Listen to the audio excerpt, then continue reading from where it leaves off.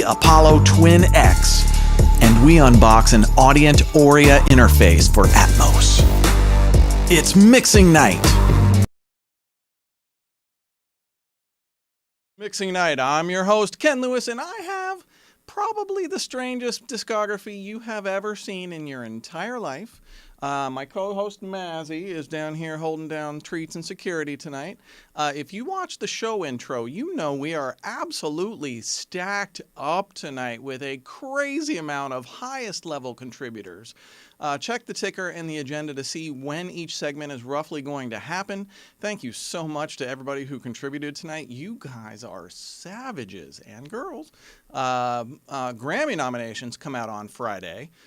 Friday morning, I think 11 a.m. they start announcing. So anybody who voted for Taj Farron and Alicia Keys, thank you kindly. I appreciate your votes. Good luck to everybody who submitted works for consideration this year. We will all know on Friday. Tonight, you must be live to enter, not to win. One of 5 copies of the new DJ Swivel Hit Strip plugin. It's amazing. You guys should try it. I've been using it for a little while now. We'll be giving 5 of them away tonight throughout the night, starting in maybe 20 minutes or so.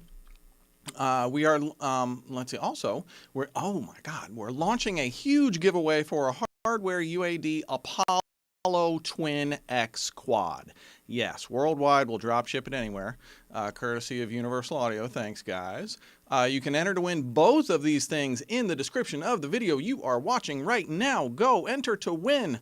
The hit strips, we're giving all 5 of them away live tonight. The Apollo Twin, we're giving away on the next show, but you can enter now.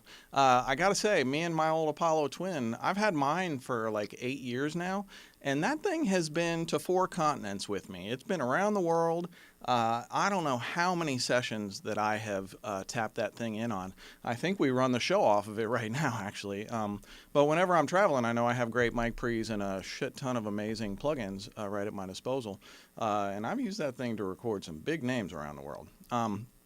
So enter to win now. Go get that Twin X.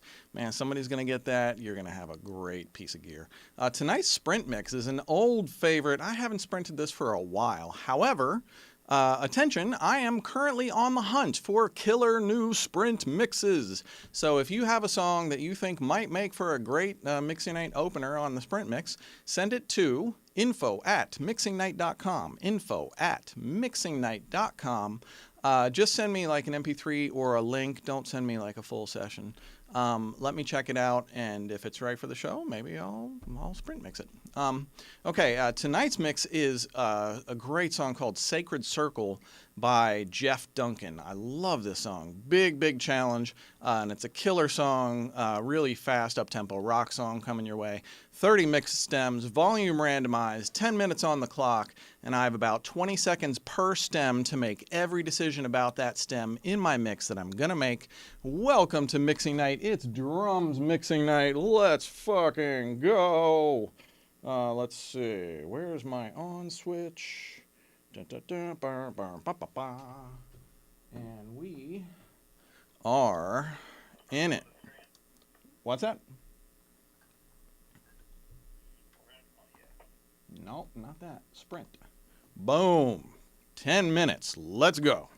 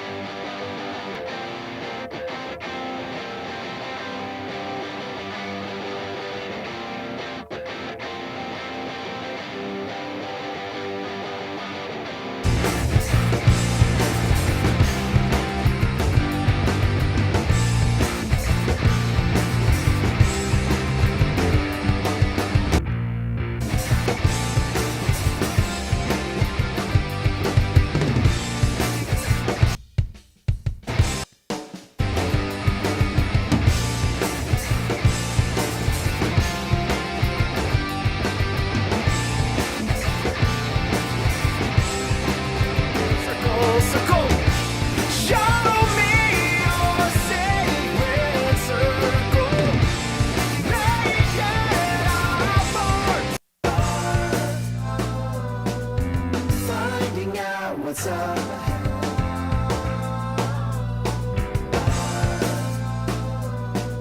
Finding out what's up ahead. You leave healthier beats along the path instead of finding out what's up ahead. So look before you leave healthier beats along the path instead of finding out what's up ahead. So look.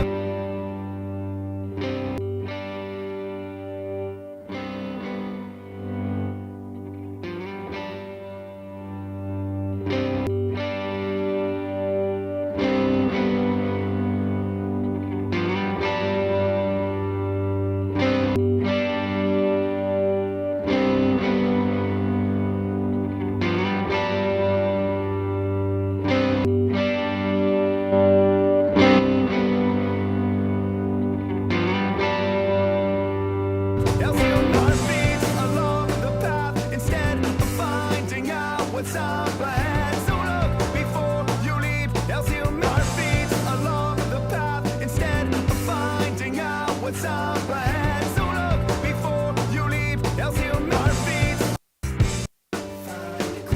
The question or the answer to the forces pushing out and in are crushing us now and again. Possibly impossible. There's no such thing as coincidence. Begin to drag your feet along the path. Philosophies that counteract the everything. Anything you please can be real. Show me your secrets or the answer to the forces pushing out and in are crushing us now and again. Take all the space and time you need. You really think that you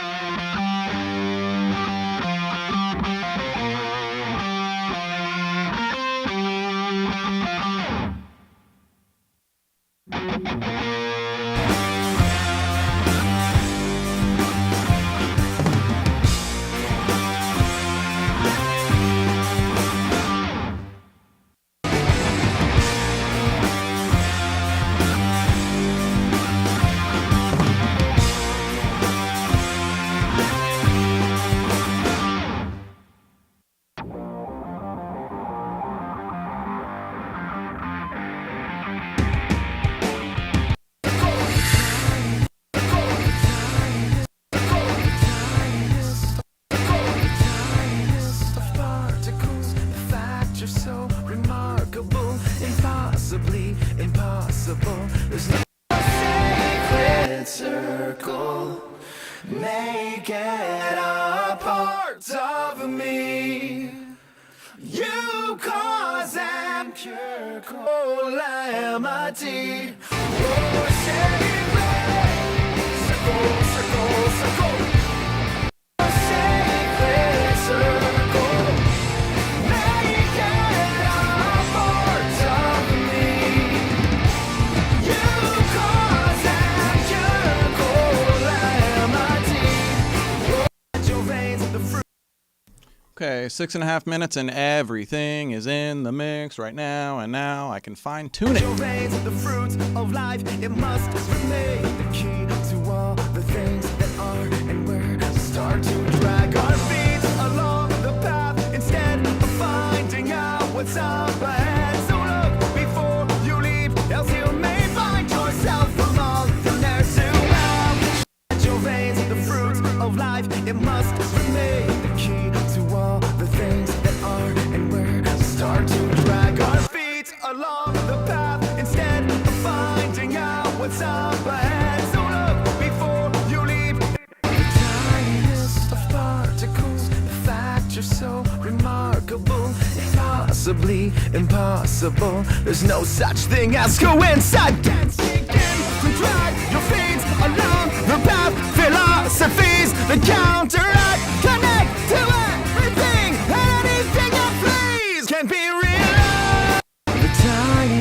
of particles, the fact you're so remarkable, impossibly impossible. There's no such thing as coincidence. Can't begin to drag your feet along the path philosophies that counteract, connect to everything and anything that flees. Can't be realized. You're the tiniest of particles, the fact you're so remarkable.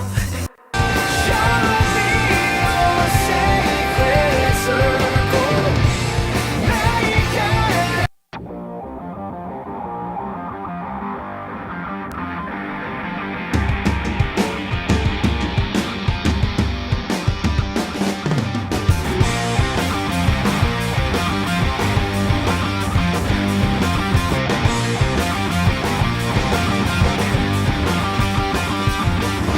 It's in the DNA, inside your veins, the fruits of life. It must remain the key to all the things that are and where to start to drag our feet along the path instead of finding out what's up ahead. So look before you leave, else you may find yourself among the nerds who have.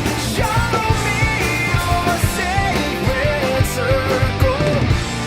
Make it a part of me. You cause and chemical calamity. Your sacred circle, circle, circle.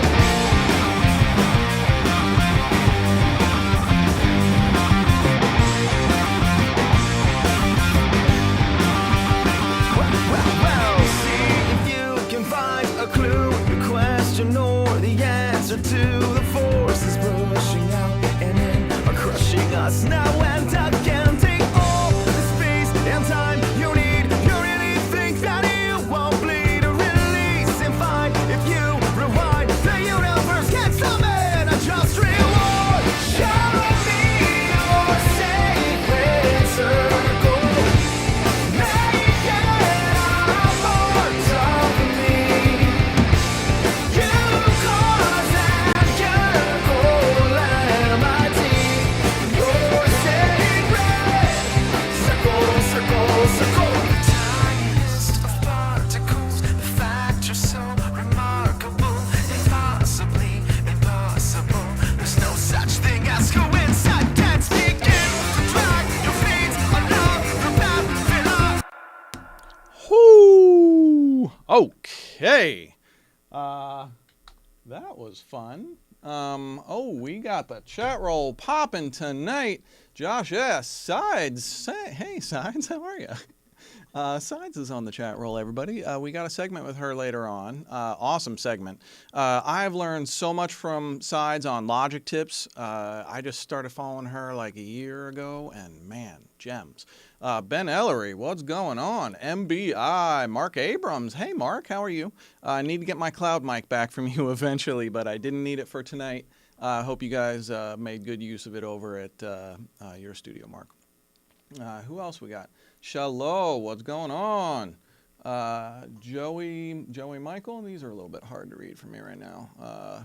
Ricardo Garcia, what's going on? Hey everybody, thank you for joining me tonight.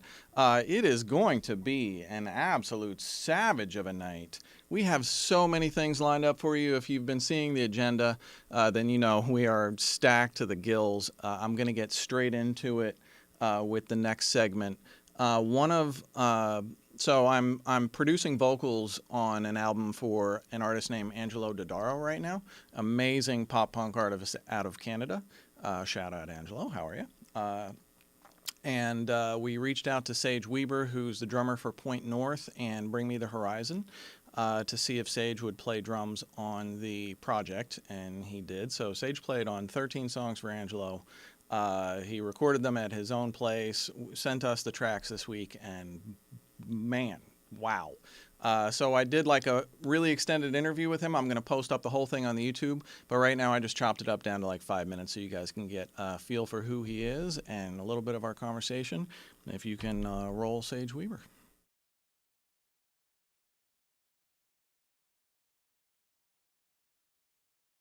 For Bring Me the Horizon. I've been a touring musician for 14, 15 years, and I've been playing drums for 23, 24 years. And I play with a bunch of people. I play with Bring Horizon, Avril Lavigne, Haim, Jelly Roll, Benson Boone, just a bunch of people. Like a lot. I've done a lot of records and a lot of things, and it's the best time in the world. If you could talk to our viewers a little bit about when you first get a demo. Actually, let me ask you a viewer question from Aaron Coburn, who's a phenomenal metal artist. Aaron Coburn asks, hey Sage, what are your tips for non-drummers when programming guide drums for a session drummer to replace? One of the best lessons I learned is don't overshadow the vocalist when playing. Like, no, everyone hates like the dude just doing a million things over it. And if you do certain things on drums, have it go with the vocal line or the vocal repetition and rhythm.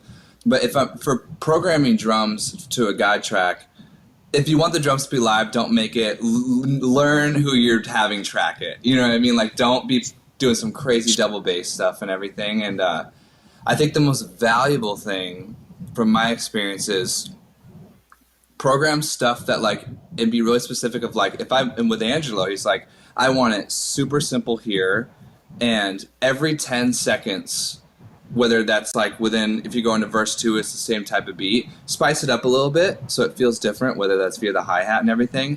Picture you're always going to write a hit song, and just keep it simple so that when you write drum parts, not only think about the real drummer who's tracking it, but the kid at home who's listening wanting to learn it. Write a song that's going to inspire someone. Did you find, I remember when I was at Berkeley, I was practicing 4 or 5 hours a day until I could get in the studio. And then it was as much studio time as I possibly could. Yeah. The joke I always tell people was, like, I would leave parties at like 1 a.m. because I would hear a song that I loved, and I'd be like, okay, like I'm gonna dive in and like leave the party at 1 a.m. and go practice till fucking whatever time, you know what I mean? So it was always like, that was always kind of like my mindset. And I was just always like the weird kid, man, who always did that. And I'm sure you understand this too. Like you know really quickly, the people that motivated me were the people not doing anything, that were just lost in the LA and were just partying, and just the most talented people who were ruining a shot at becoming amazing, you know? And it was really sad to see, but it also motivates you to be like, I'm going to go do the thing, like, you know? It's one thing that I impress upon my guys here, especially Jonathan, is like, you know, when I first got to New York City, I started working at Soundtrack Recording. Yeah. And, you know, I thought a lot of the guys that I worked with were fucking lazy. And I was just like, man, this really pisses me off that I'm working my ass off and these other guys aren't. And then I was like, that's the cheat code. Mm-hmm. That is when you come to the realization that, oh, all I got to do is outwork these guys. And they're making it easy for you, you know what I mean? So, well, I've heard enough of your playing. Like, your fills are so choice. Yeah. I love that, you know, it's like you stay out of the way of things. Yeah. But then when you add your moments, they're so musical, and they're you know, they really draw your attention the way that they should, and then they go right back to simplicity. And well done. It's funny too, because when I started playing with Bring Horizon, you know, the first show is 40,000 people, and it's like you have to, like, I would do things coming in because I came in to play with them on like 8 hours notice. And I got the call at midnight, and I had to learn 11 songs in 8 hours, and flew to the first show. No rehearsal, like arena show, like just play the set.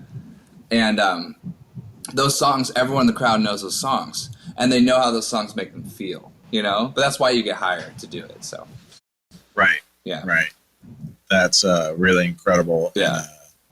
Just such valuable information. Like, how do you get gigs?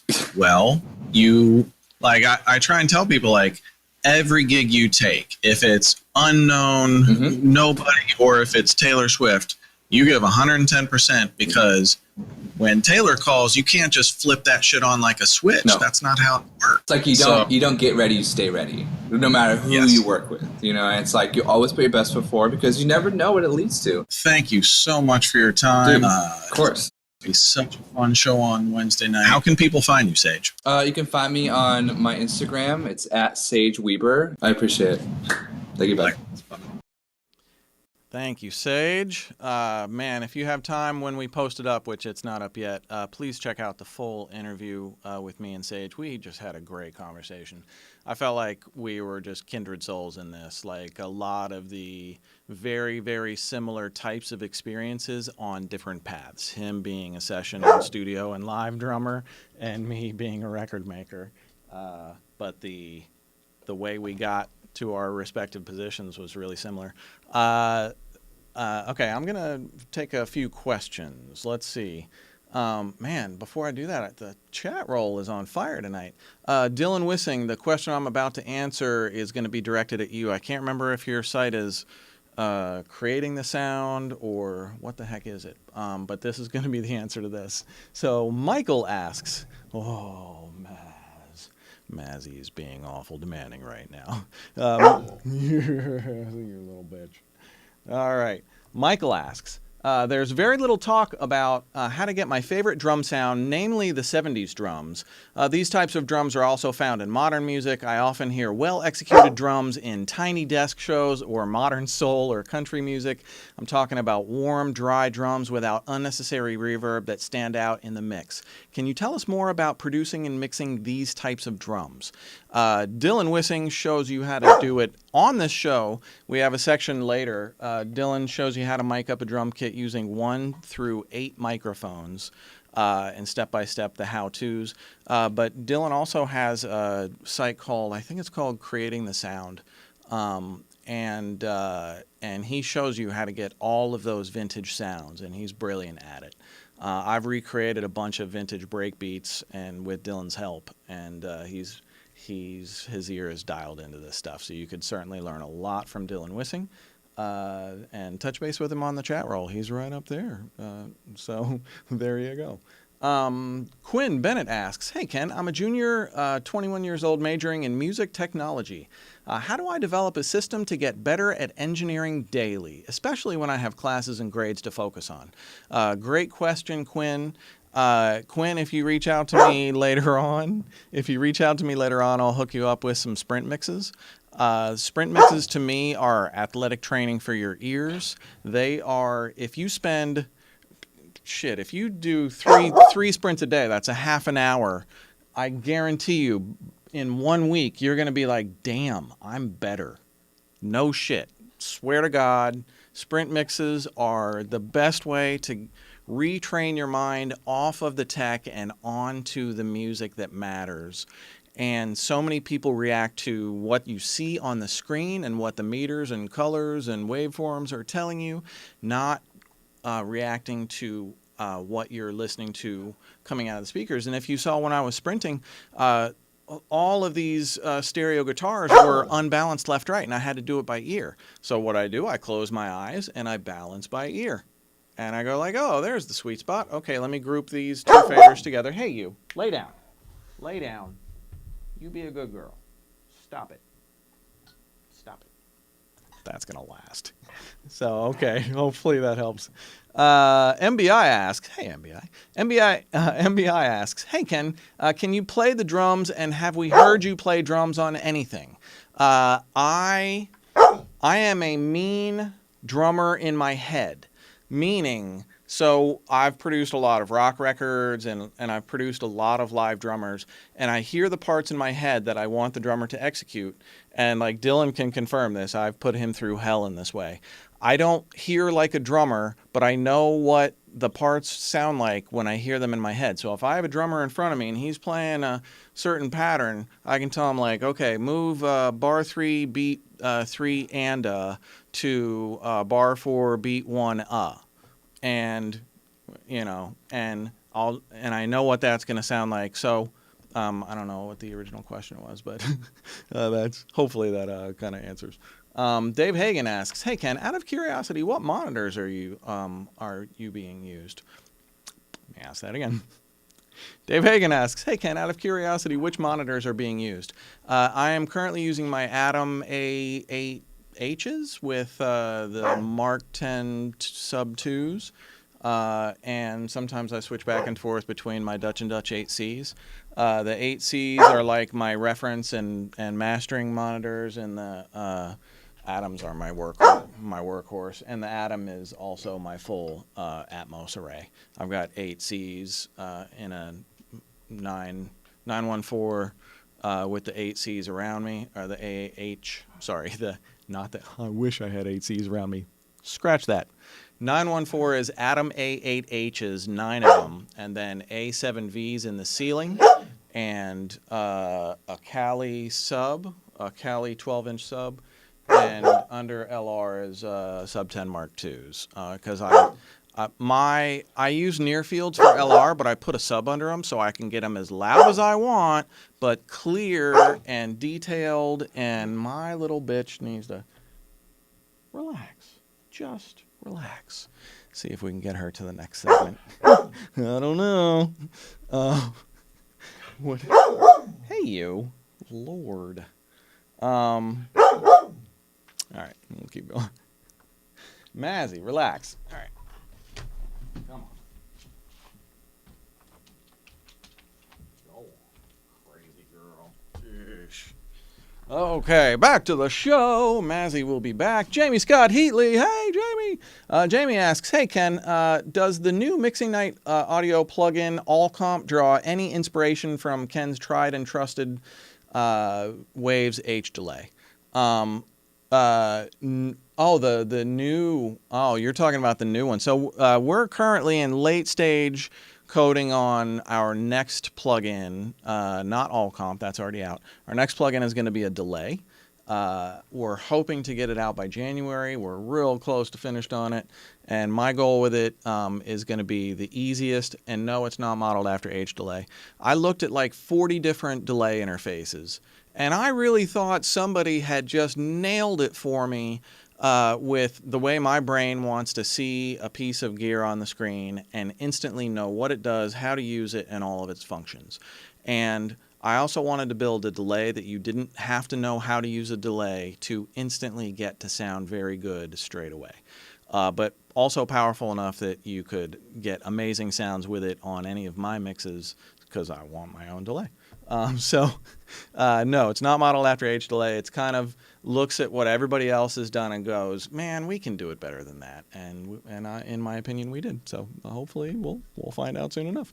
Let's see. Who else is on the chat roll right now? DeFingers, Daniel Spector, what's going on? Robert Schwartz, G. Cruz, what's going on? Bob Horn.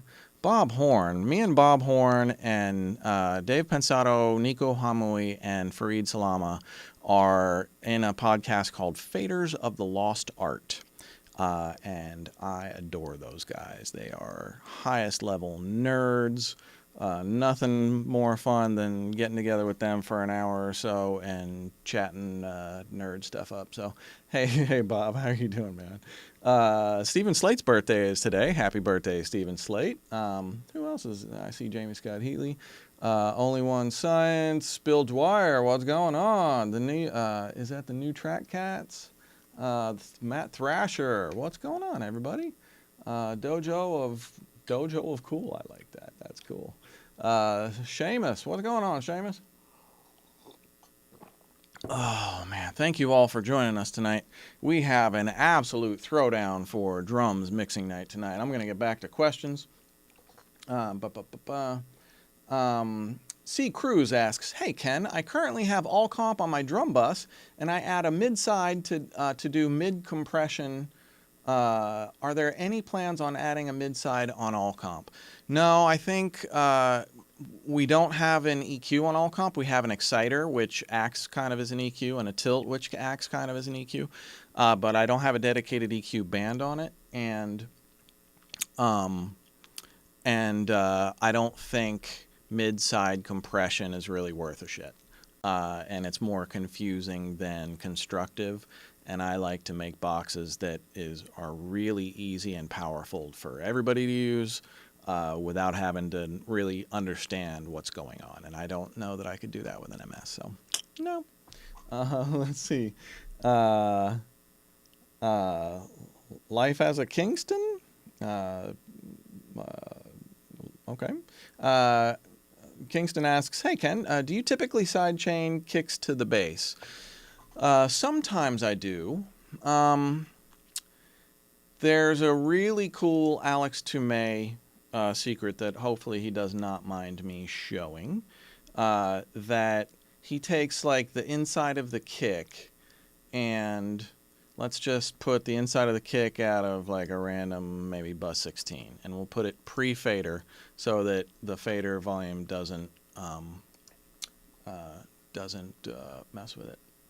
What am I doing right now? Close your messages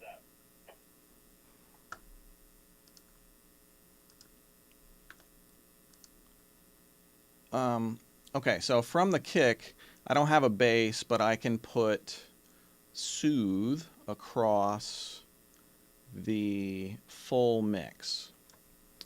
So if soothe was across the bass line, I would take the lower, so I'm going to make soothe focus only on like up to about 700 hertz. So I'm going to ignore everything above 700, and usually I'll put it oversample to 4 and resolution to ultra, but it might fuck with the broadcast right now, so I'm not going to. Then you sidechain it, and I'm going to sidechain it to bus 16, which is pre-fader from my kick, and then I'm going to activate the sidechain. And then I'm going to activate the sidechain. So here's what's going to happen. You're going to see the kick reacting to the music.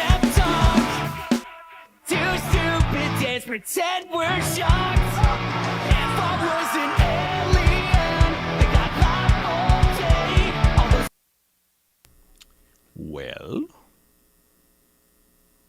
why is that not? nap talk. Two stupid days, pretend we're shocked. If I was an alien, they got live all day. All those strange habits can't look away. If I was an alien, they got fly on fire. So every time the kick hits, it's only reducing this range in the bass line, and only for the instant moment that the kick is hitting, and then it's gone. So as opposed to sidechaining the entire bass and having the 100% of the entire bass signal dip out for a split second and then leap back in, what the soothe sidechaining does is it just gets rid of the weight of the kick where the bass wants to be. It gets rid of the weight of the bass where the kick wants to be, just for the moment that the kick hits. All the rest of the bass is there where the kick doesn't really need all of the energy. And so the kick and the bass interact much better. This is a dynamic EQ, basically. And it's just going to dip the bass a little bit in those kick frequencies every time the kick hits. So hopefully that makes sense to you. Let's see. Okay.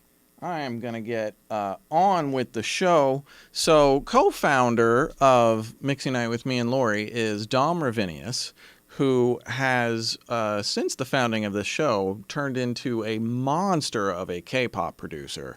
And he has been racking up single after single as a producer. Very well done, Dom.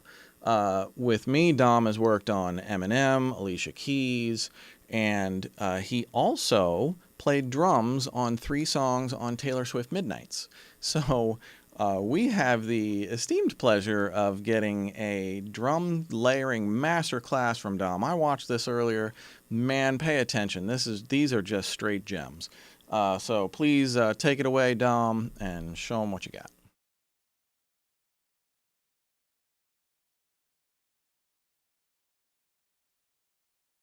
This is Dom Ravinius, and we're going to talk a little bit about how to make your drum parts more interesting, to get away from the old same kick, snare, hi-hat boredom, and spice up your drum tracks a little bit. Okay, let's dive in.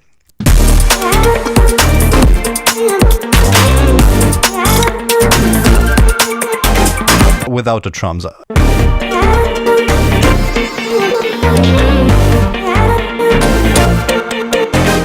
First thing I would always do is start with a kick and snare jam. I have this launch pad for that. And I've created a couple kick and snare drum samplers. I will loop the instrumental and I will just play and find the general ballpark rhythm and sound that I want to go for. Let's see.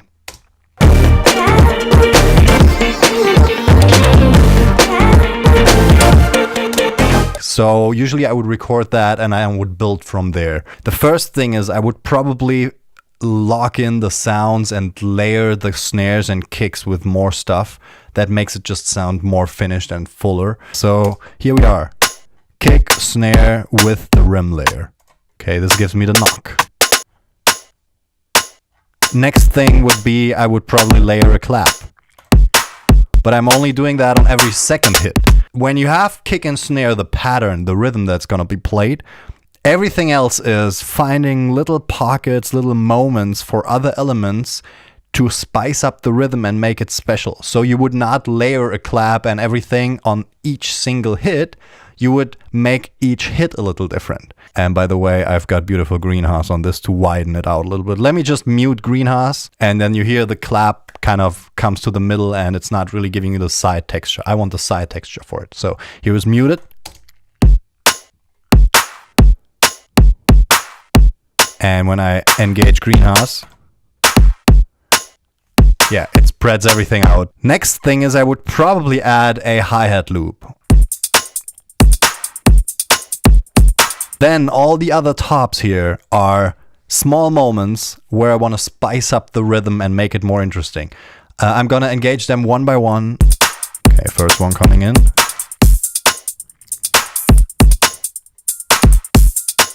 You hear that? Those open hi-hats. And those are all complete loops, by the way. They all look like this. I'm just chopping them and only using the moments that I actually want to use so that they give this beautiful mosaic at the end. Let's add the second one.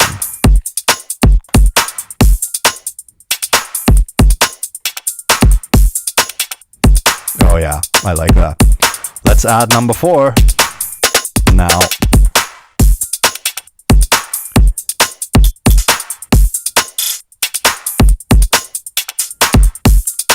And number 5. That's an even faster hat to give it more urgency.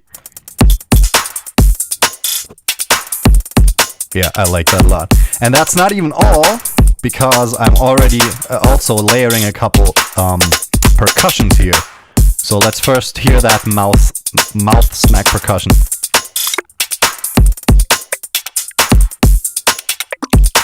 That drum part could work as a song if you only put vocals on it, because it's already so interesting. And that's what you want to achieve with your drum parts.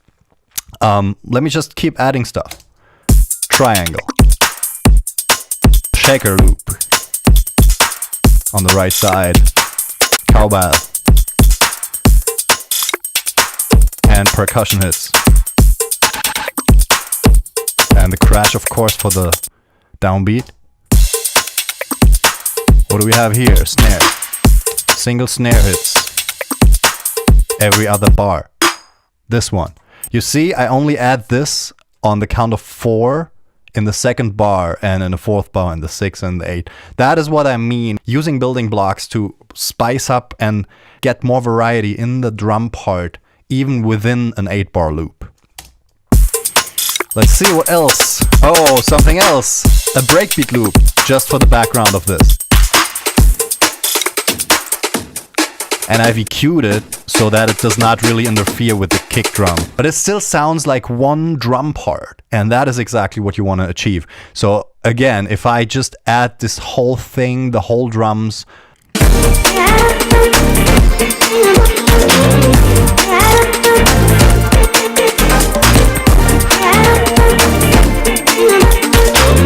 Okay, now I'm muting everything except kick and snare.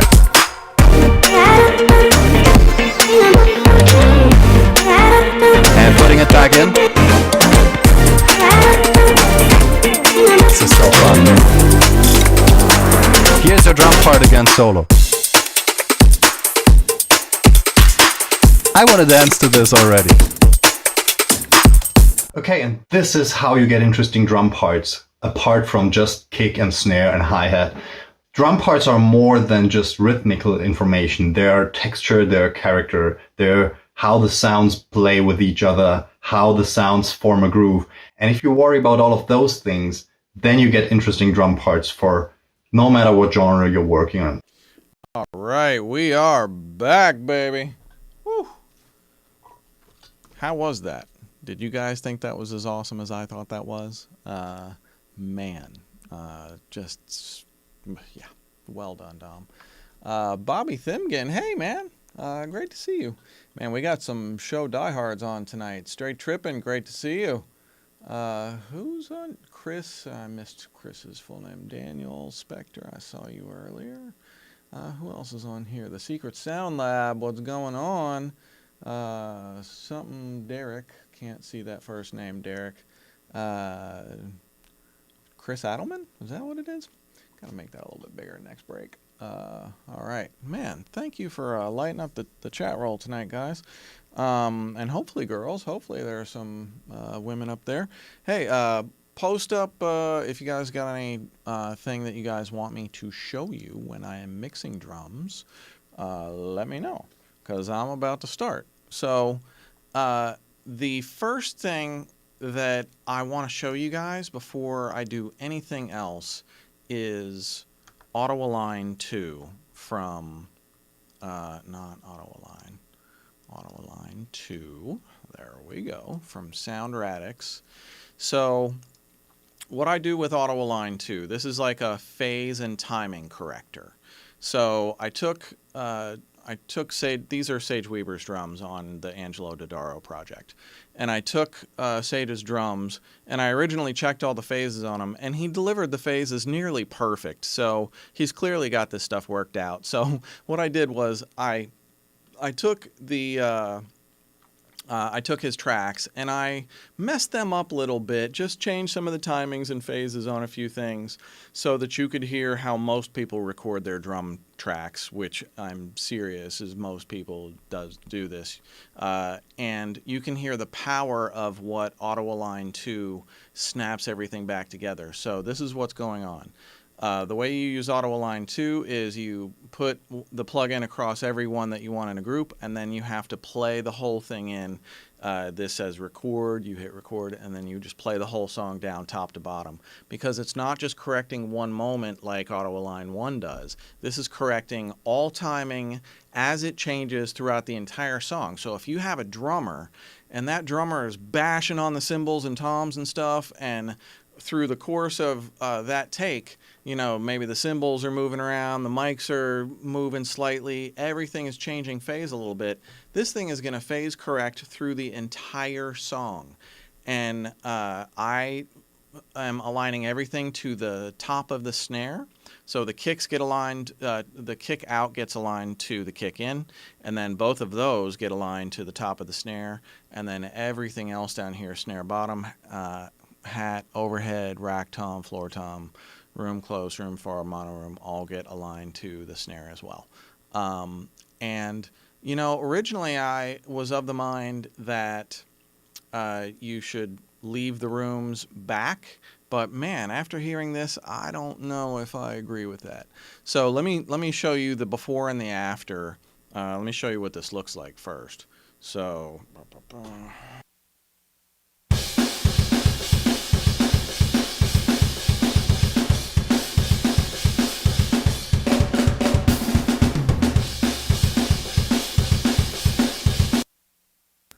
okay, so we have all these Auto Align 2s across, and then you see them coming up here.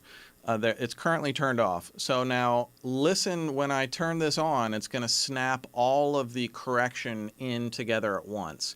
And I want you especially to hear how punchy and clear and crisp the kick and the snare and the hat get.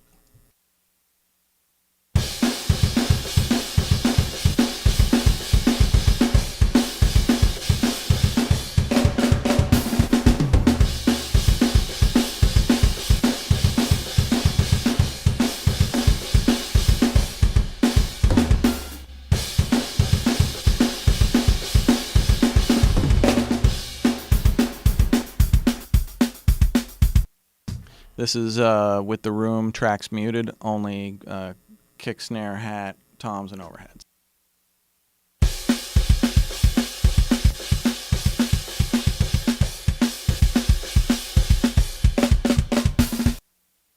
I hope that's translating as drastically as it is here. It's like night and day.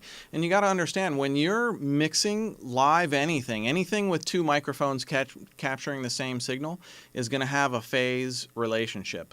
And if that phase relationship is off in some ways, then you get this smeary mess that you get when auto align 2 is off. And without touching a compressor or an EQ or anything else, all I'm doing is aligning the phase and timing, and listen to the power of this thing now.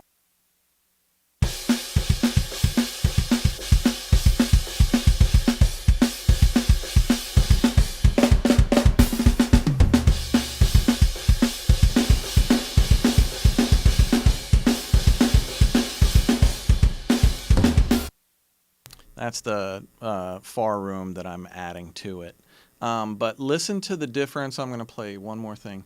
Listen to the difference between what the far room is doing when it's aligned and when it's not aligned. I think I can turn it off like that.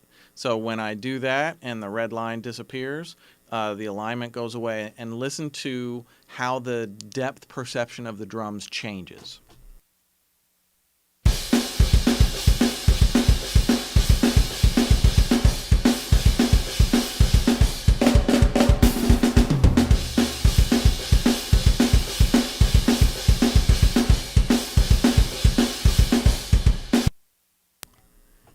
To me, it's subtle, but what sounds like room reverb on the snare hit tightens up and feels much more coherent to the snare to me. And typically where my mindset has always been, well, the rooms are far away, they're supposed to be far away. I don't know, hearing it like this and having the ability to A/B and going, okay, well, which sounds better on my record right now? Does the time-corrected room pulled close sound better, or does the distant room sound better? Let me find out, instead of just assuming one or the other is going to work. So, wow, amazing job, SoundRadix. Well done. I'm going to come back to the segment and mix Sage's drums from scratch, but I'm going to do that in a little bit. Right now, I'm going to go to a segment from Dylan Wissing. I've known Dylan a long time. I feel like it's been 20 years at least, maybe a little bit longer than that, and he's been my session drummer for nearly that long. Dylan is a beast. He's played on Drake for me, Alicia Keys, Eminem, Kanye West, so many classic albums. And he's also played on like John Legend. He's gifted. And if you guys need a session drummer, he's got like 20 kits. He's got his own setup. He plays on stuff for me all the time. He played on the Bruce Udano album for me, and he played on the Taj Farron album for me this year. So Dylan is going to show you how to mic up a drum kit if you've only got one mic or two mics or three mics or four mics or 8 mics. So take it away, and here's Dylan.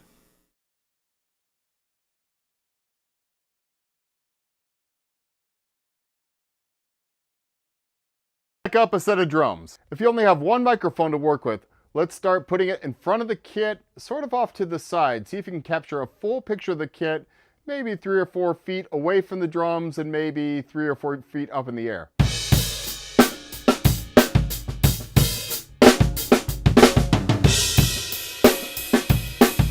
If you're only doing kick, snare, hat, for example, on a break beat, try this position, maybe a foot back from the snare drum shell. Point the mic a little bit away from the hi-hat so you don't get too much of that. Ribbon mics work really well here.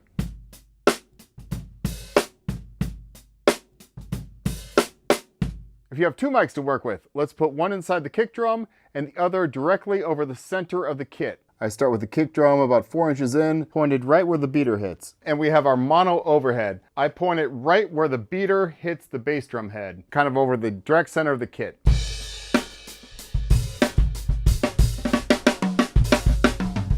If you only have 3 mics to work with, let's put one on the kick and 2 over the drums in the Glyn Johns setup.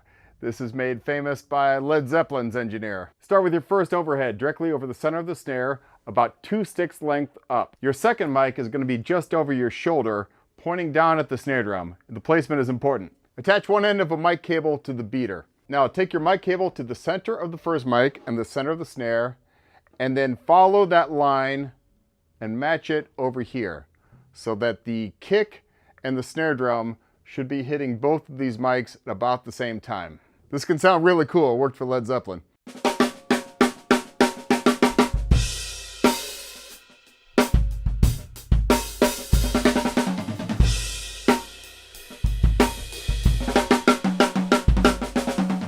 If you have 4 mics to work with, let's try adding a spaced pair over the kit. Large diaphragm condensers or ribbons work really well here. For a spaced pair of microphones, you're going to want a tape measure, or you can use a mic cable, a piece of string, whatever. The point is, you want to make sure that the center of the capsule of each mic is equidistant from the center of the snare and from each other. So in my case, it's about 40 inches between the 2 mics and the center of the 2. The placement is not always going to look symmetrical, but what's important is what the microphone's hear. We'll add a mic on top of the snare too. I usually start with it about 1 inch inside the hoop, pointing towards the center of the drum. Try to angle it away from the hi-hat so you don't get too much bleed.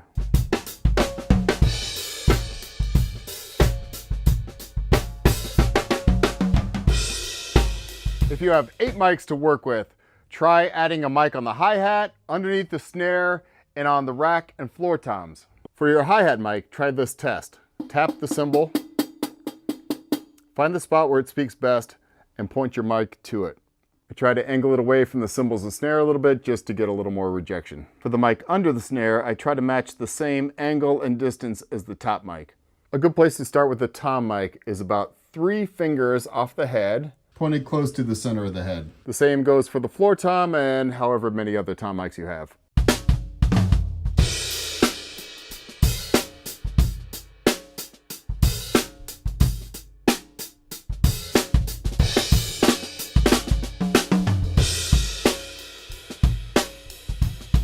Finally, go inside the box, set your levels and panning. I swear by the plug-in auto align, which will pull all your mics in phase, and then make it sound cool with something like, you know, LOLCOMP.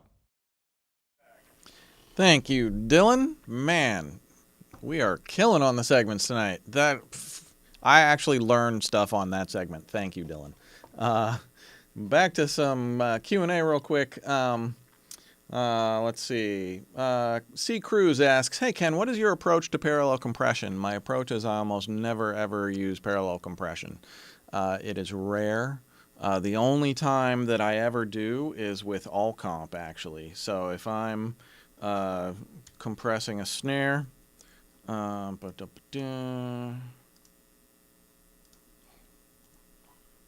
I have ALLCOMP on it.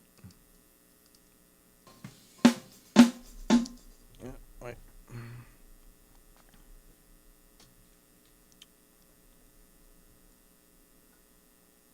I can't remember what the first question was.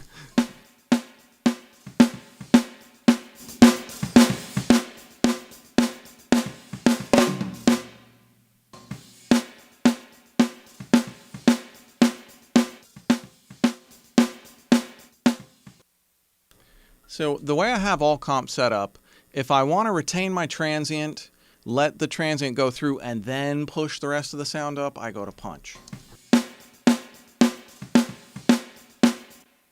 If I want to flatten out that transient and really make the transient at about the same level as the body, I go to vocals, which is fast attack, fast release. So, punch is slow attack, fast release. Vocals is fast attack, fast release.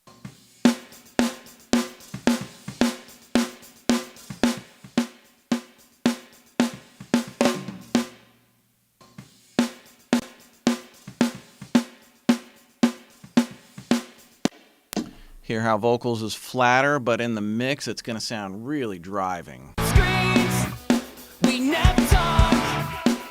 Too stupid, dance, pretend we're shocked. If I wasn't screens, we never talk. Too stupid, dance, pretend we're shocked. See, if I was going to use the punch chain, I would probably push into it a little bit more to get a little bit more reduction so it kind of bounces back from it. But I love the way the vocal chain sounds on the snare here. Screens, we never talk. Too stupid, dance, pretend we're shocked.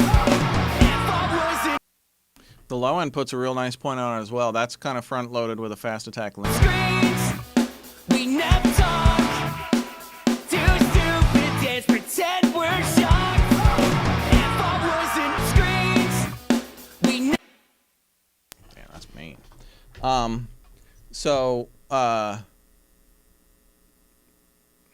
can't remember what the original question was that I was trying to answer, but let's see. I never remember to do this. Hey, if you're out there and you have not subscribed to our YouTube channel, like and subscribe, please. That really helps us a whole lot. And also, if any of you guys out there drop a comment on our comments, that actually helps our SEO as well. So please tell us what you want on the next show in the comments. Let us know what your favorite plugins are in the comments. Just say hello to the community in the comments. Whatever you want to do. Let's see. I showed you guys. Okay. All right. Before I get back to mixing Sage's drums, which I'm gonna get right back to, if you're just tuning in, we are giving away an Apollo Twin X Quad.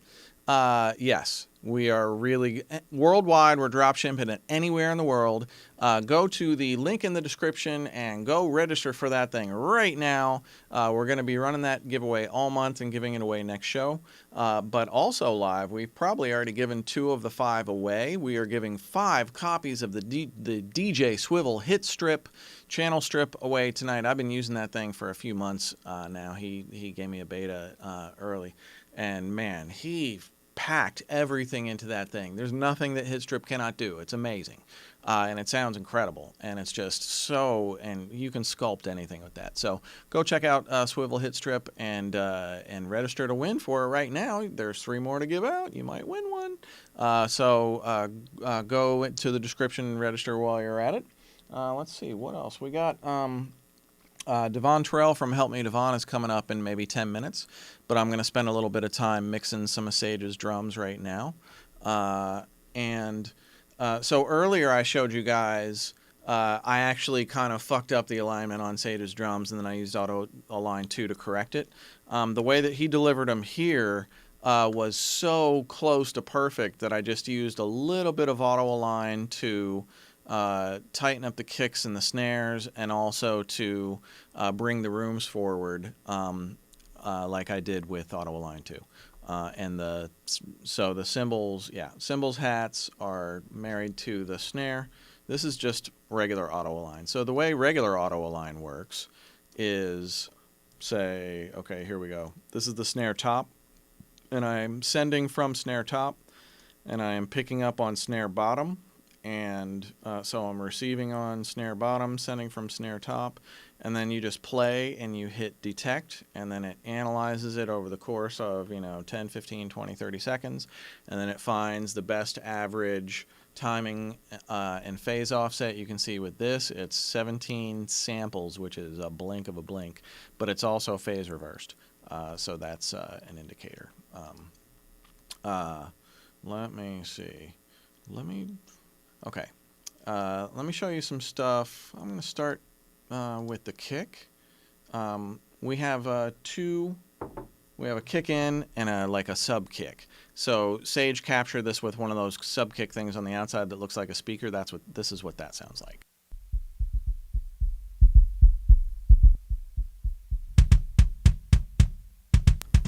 So here's the inside kick, and then the 2 of them together.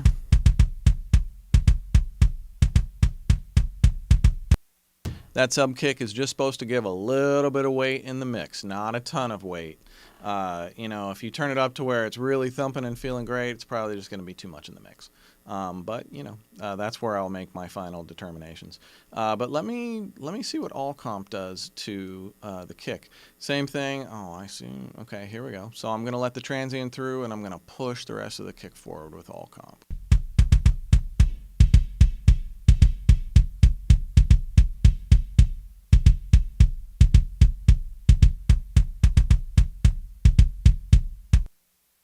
All right, how did I get that result? Let me go through it.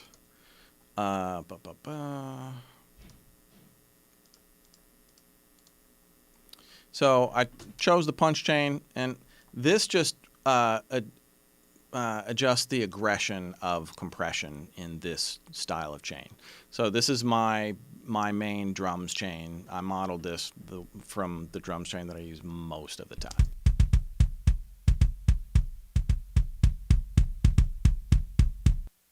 I'm going to levitate it left, which is going to make it heavier.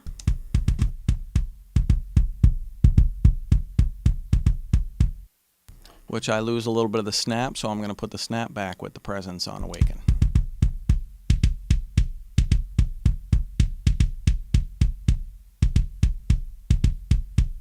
A little bit of room.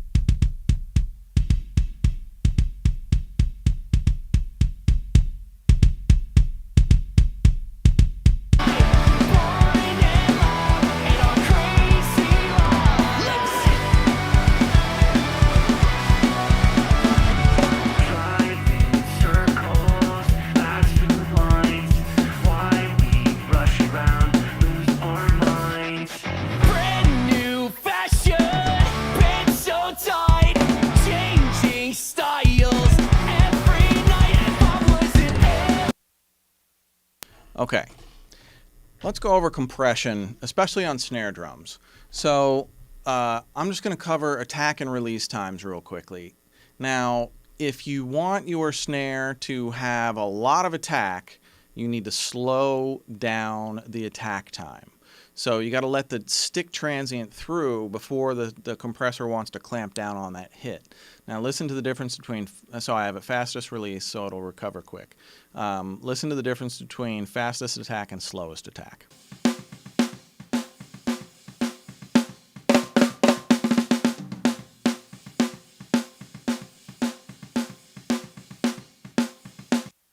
And see, as you slow down the attack, more of the point of that snare starts coming back to you.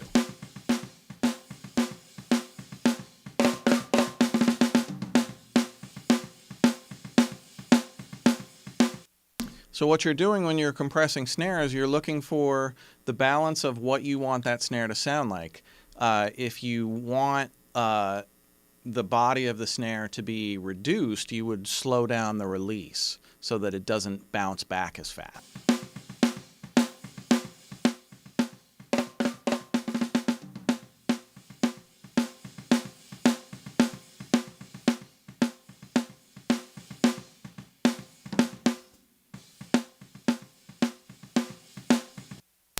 Here with the fast release, it gives all that body back, but with the slow release, it's just like, meh, okay, I'm back now.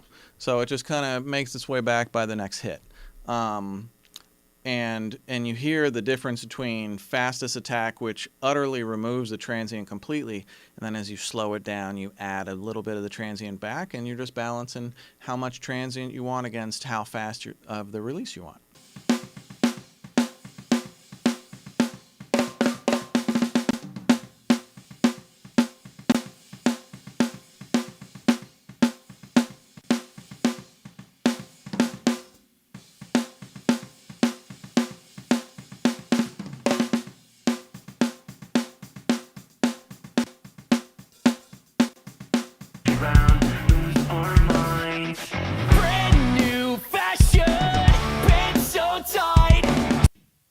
And if you keep that transient attack on the leading edge of that snare, it's going to poke through a real dense mix like this so much more easily. But if you totally remove that transient, then your ear doesn't have anything initial to lock onto. It's only trying to pick out the release from, the noise that it's surrounded by. So make sure you don't get rid of all of your snare transients. Slow that attack down a little bit, speed up the release until you find that right balance between them. Let's see, what do we got time-wise? Okay, still got some time. Let's hear. I want to hear. Well, okay.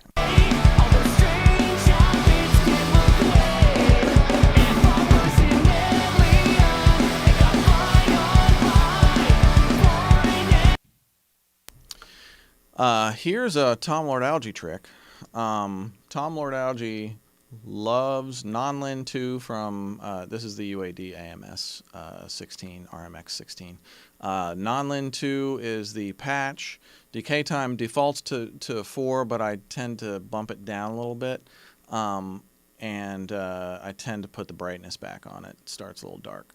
Let's see, this is on bus 1 and 2.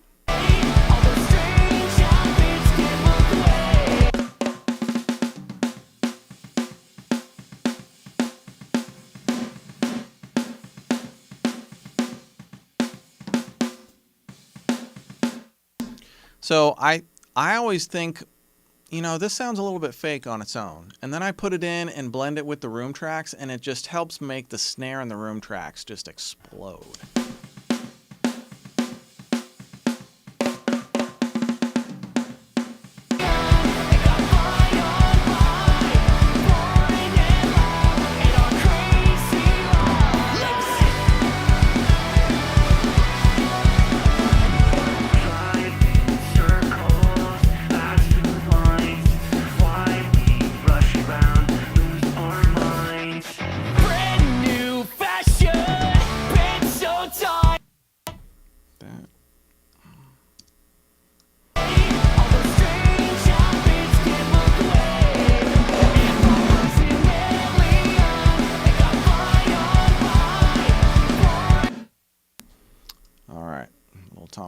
Trick for you. Let's see. Oh, and one of my other favorite plugins on snare is Waves Kramer, the Kramer drums. Specifically the snare patch on this. I don't really like much else about this, but what this does to snare instantly is pretty cool. Listen.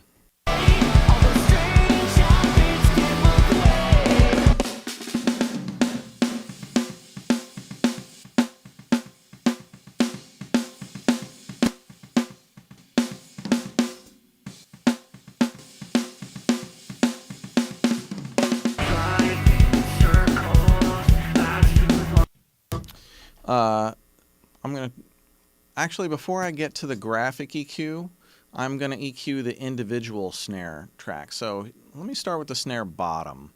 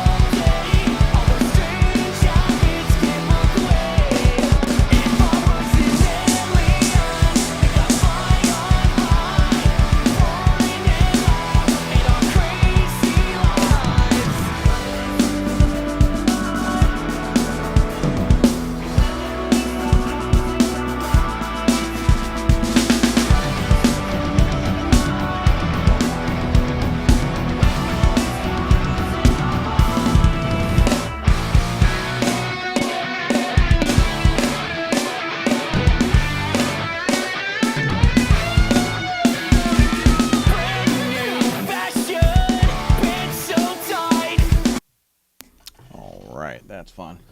Let's see. Are there any specific Sage Weeber drum mixing tips that you guys want me to show you? Let me know and I can get back to them. But right now, I am going to go to Devvon Terrell from Help Me Devvon and the My Audio Nerds podcast. I was recently on those podcasts with Devvon and Courtney and Elgene, and man, those guys are fan-fucking-tastic. They really know their shit, and we had a really great conversation. So if you haven't checked that out yet, check it out. We have excerpts on my Instagram at KenLewisProducer. And if you haven't liked and subscribed to the show yet, like and subscribe to Mixing Night. Spread the word about us. Please tell a friend. That's the only way anybody really believes anything anymore. If you tell your friend, like, hey, I discovered some amazing shit, they're going to tap in. But if if they just see a banner from us, they're gonna be like, nah. All right. Yeah. Okay. So let's go to Devvon Terrell now, and Devvon's gonna show you some amazing urban drum stuff.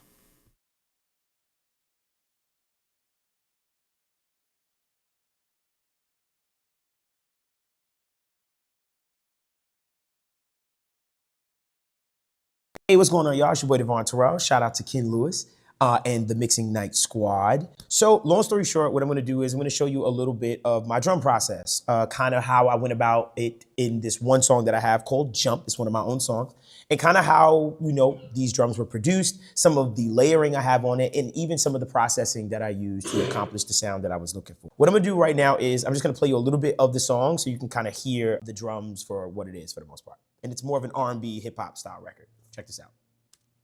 I've been going through the motions, trying to find someone to fill my mental space. I wanna love, it's so hard to trust, I've been giving up, and I don't wanna fall again. Leaning on the shoulders of my friends, to pick me up, tell me I'm enough.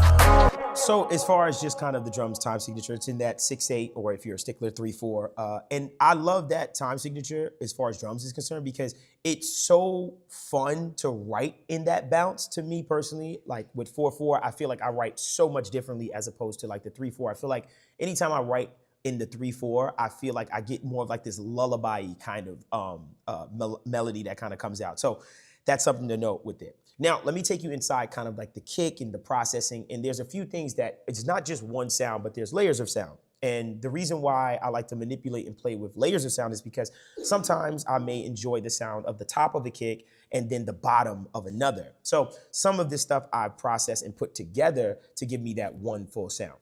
For instance, if we look at this kick sound, I'm going to show you one part of the kick and the other part of the kick. This is the first part of the kick.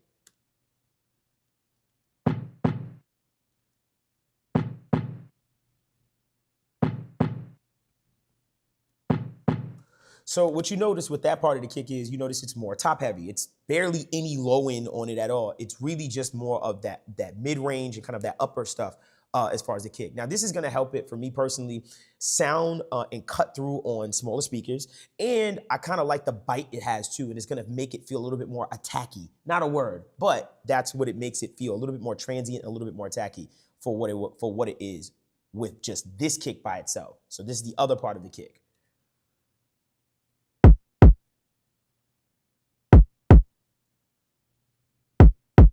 So when you hear that, you can obviously hear, this is where that punch of that kick is as far as like that 60, that feeling, that punch that I'm getting. And then the top side of that, as far as the other sound, is giving me more of kind of like that cut or that extension of the sound as far as how it sounds. So it together.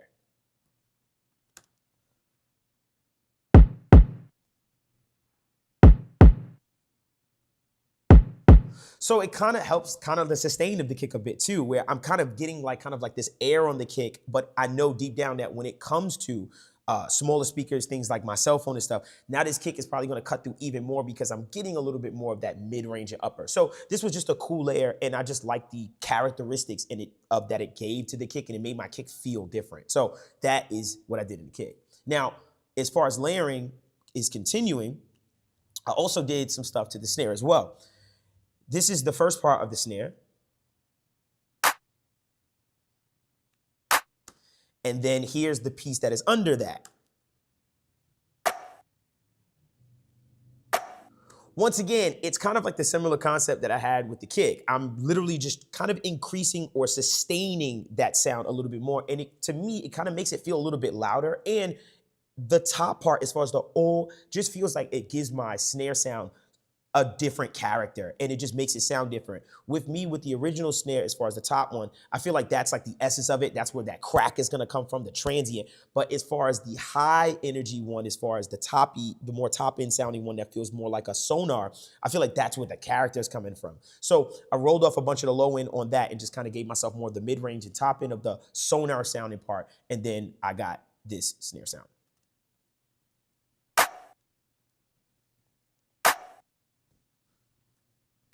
And then on top of that, I also added a verb snare that happens, I believe, every couple bars. It wasn't happening every single time on a beat, but it just happens once in a blue. And it kind of helps to kind of break up the monotony of the drum pattern for the most part. So check this out.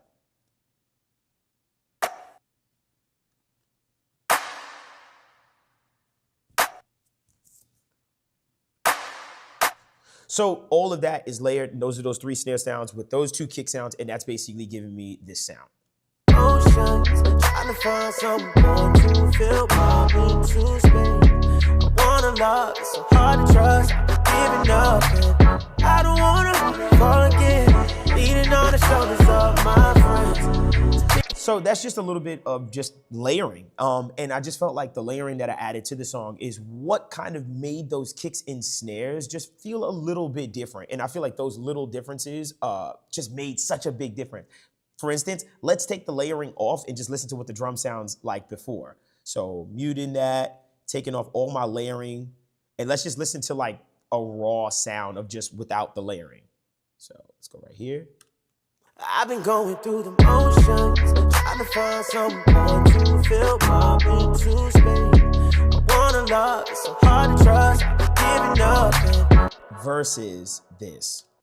I've been going through the motions, trying to find someone to fill my into space. I wanna love, it's so hard to trust, giving up, and So it's very subtle, but it just does something, kind of adds a little bit of depth to the entire mix to me. Even the verb snare just kind of hitting once in a blue, being that ear candy and then dissipating. I kind of get a better sense of depth in the mix as opposed to just sap. And it kind of breaks up the monotony of the pattern. Yeah. So I hope that helped. And if you have any questions, just ask Ken. He'll get in contact with me and we'll figure this out. But I hope that that made sense and I hope that that helped in any way.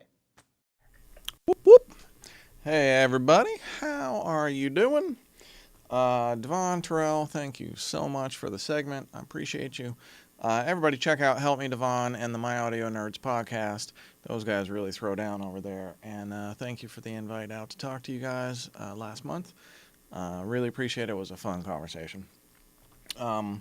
Right now, well, let me answer a couple more questions, and we're gonna go to Marcus Manderson, Mixing Night Man of Mystery, who I see on the chat roll.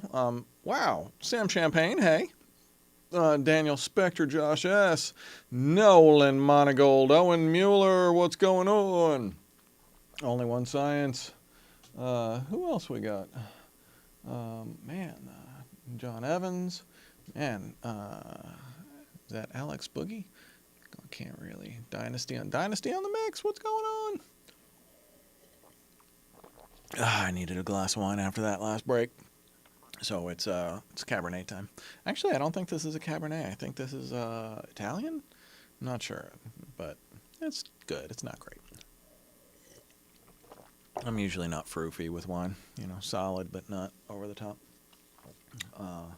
Let's see. Where are we at? Let's go to Marcus Manderson, Mixing Night Man of Mystery, and he's got a 2-minute segment on great percussion libraries.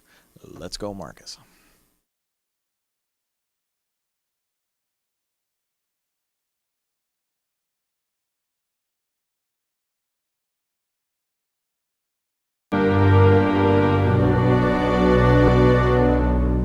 What's good, everyone? This is Marcus the Fingers back with another Mixing Night Man of Mystery moment. In this Mixing Night Man of Mystery moment, we're going to talk all about epic percussion, drum, cinematic percussion sounds that you can use in your music productions. And we have a very little bit of time to get through it, so let's get right into it. We're going to start off with Cerberus from Audio Imperia, epic cinematic percussion drums. Next, we have AVA Music Group. Check out all of their percussion stuff. We will include links in the Discord group. They have some great things going on. Cinematic Tools has a great sale going on right now. You can check out the Tommy Profit percussion for only $99. That's on discount. You can check out their other libraries also currently on sale. Then we have 3 from Keep Forest. You have Ferrum. There's a free version of this you can check out. We also have Berserker. There is not a free version of this you can check out, but it's a great percussion instrument. And we have Watchkeeper, really great for creating those TikTok type sounds and clock sounds. Then we have Medusa from Musical Sampling. Check that out. Currently at $179. And then we have some free sounds. We'll get into the rest of these will be free. We have Boom Cinematic Series free sounds from them. We have the synthetic drums from Impact Soundworks. We also have Sign Factory. If you go here, check out their free instruments and look up Dynamo. That is the free percussion one there, but you can check out all the other instruments also included.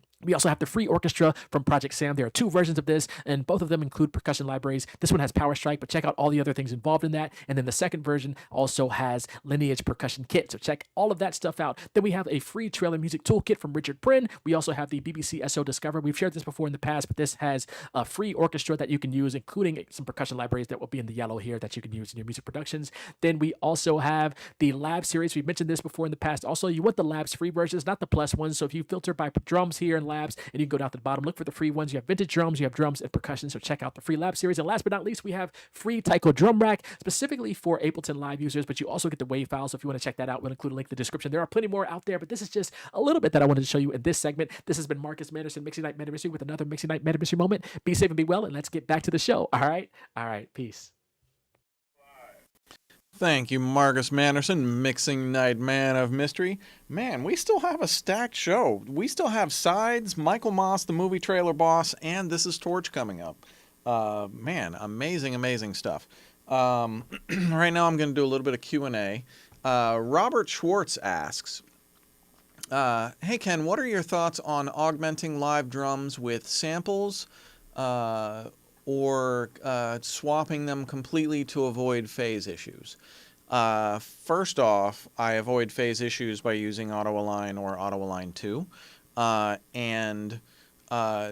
I usually try not to use drum samples, but, you know, if the song needs it, I'm all about it. I have no problem doing it if that's what the song calls for. I have a folder of my own custom drum sounds that I've built over the years of, you know, mostly sessions that I've recorded with some pretty amazing drummers, including Dylan Wissing and Dom Ravinius. So I use my own custom drum samples when I re-trigger things. And almost always I'm layering on top. I'm not replacing completely. I find you need a little bit of that schmutz to make it sound like a real thing. If you take away too much, it just sounds like an electronic drum kit with pads doing this instead of a real breathing entity. So that's how I feel about that. Dynasty on the Mix asks, hey Ken, when you are mixing, do you have an ideal decibel range or LUFS that you're aiming for before you're hitting your mix bus? Yes, my ideal mix bus headroom is enough. I want to see the tops of those meters nowhere near zeros before I start treating my mix bus. And the way to do that, and you must be very careful, pay attention. The way to gain stage your mix so that you don't get in trouble is make sure all automation is removed or printed as audio. All faders are down. No automation is going to snap any of your faders up. And then I take my monitor volume for my speakers and I turn my monitor volume up to fucking 11. And then what that does is when I start bringing up my faders from zeros, from the nulls, instead of having to push my kick fader up to -5 to get it to really thump me in the chest, I'm pushing it up to like -20, and it's giving me that same thump in the chest because perceptually I'm hearing it at the same speaker volume. And what that does is it gives me 15 dB more headroom at a fader at -20 on the kick than it does at -5. And then if you add the snare and the overheads and the hi-hats in the room, all of a sudden you have no headroom left and you're only mixing the drums. But if you have started with that volume on stun level, then you're going to bring your faders up really low to -20s, -30s, you know, and you're going to get your balances much lower on the faders, and that's going to leave you a ton of mix bus headroom. Boom. Jamie Scott Heatley asks, hey Ken, what is your go-to for drum samples and drum triggering? Drum triggering, I used to just use the real basic bitch sound replacer from Avid, but I haven't been able to get that to work correctly lately, so I think I've been trying Slate Trigger. I don't really have any go-tos right now. But I will tell you what Andy Wallace has always used. Speaking of the AMS units, the AMS RMX 1580 delay has a 2-second sampler built into it, and Andy Wallace always loads in his one stereo snare room sample, and he layers that on fucking nearly every mix. At least he used to back in the day. I don't know what he does now, but it was all triggered live off of the snare, so you would feed an audio signal to the trigger input of the RMX 1580, and every time it would see that input, it would fire off that stereo snare room. Boom, boom. So when you hear the thunderous Andy Wallace snares, that's part of how he got them. Dude's a genius. You know, on the Andy Wallace note, I've seen many Andy Wallace finished mixes on the console. And when you look at it, his finished mix, you would go like, well, has he started yet? Because there's not much going on. There's not many EQs engaged. There's not much. It's just faders and pans and maybe a few inserts on a few channels and a few EQs on a few channels. Nothing fancy. You're like, oh, maybe he's not done yet. And then you hit play, and it sounds like a fucking thunder coming out of the speakers. And you're like, how did he do that? And he did that because mixing is foundational. You build your foundation with your levels.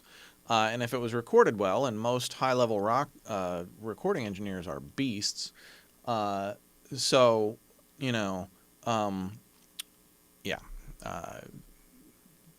is first, then EQs and compressors and everything else. If you get your balances correct straight out the gate, you have to use so much less processing. Just like the Auto Align 2 that I showed you. Not this one, that's one. Auto Align 2. The before and the after was stunning, and there is probably no way you could get the after without Auto Align 2 or Auto Align. Like, you have to phase correct those things in order to get them to work together as a team and all come out of the speakers together as one force to be reckoned with. Let me make sure I'm staying on track here. Okay, Sides is coming up in a few minutes. Only One Science asks, hey Ken, what's on your wish list for Pro Tools built-in features? The one I haven't gotten to yet is the Pro Tools Sketch. I really want to dig into that and see what it's all about and see if I feel really creative in it. And then it would probably be, I've been waiting for that feature to be added for the longest. So I really want to just see what that is giving me creative and see if I want to maybe move either out of Logic or starting more in Avid instead of Apple. So we'll see. Astro Joey asks, hey Ken, do you have a preference setting in LOLCOMP and ALLCOMP for your drums? I have a ton of presets in LOLCOMP and ALLCOMP, and they're labeled from the tracks that I harvest. They're all from my sessions. My signature plugin packs are straight from my sessions. You've heard some of these songs, and they're named accordingly. If it's Punchy Drums 1, then it's going to be preset Punchy Drums 1. Like I was showing you earlier, the punch chain is slow attack, fast release, so it lets that initial stick transient through or beater head transient from the kick, and then it clamps down and compresses it. So if I want more attack, I will go to punch. If I want to flatten that sound out and just get it to really sound mean and aggressive in the song, then I probably usually go vocal chain for snares. Okay. Hearns asks, hey Ken, will you be going to the Latin Grammys? I doubt it. I've never been before. I've never been nominated before. I've worked on a few cool Latin records. Probably the biggest people I've worked on were Gente de Zona, CD9, Anahi. Not too many. I just don't get those calls. I would love to get those calls, but they're not coming my way. Beats by Wilson. Beats by Wilson asks, hey Ken, are you using Auto Align on hip-hop kicks and 808 sub bass? If you're phase lining kicks and bass, how do you account for different bass notes and changing phase? Great question. I wish I had an 808 bass line to show you.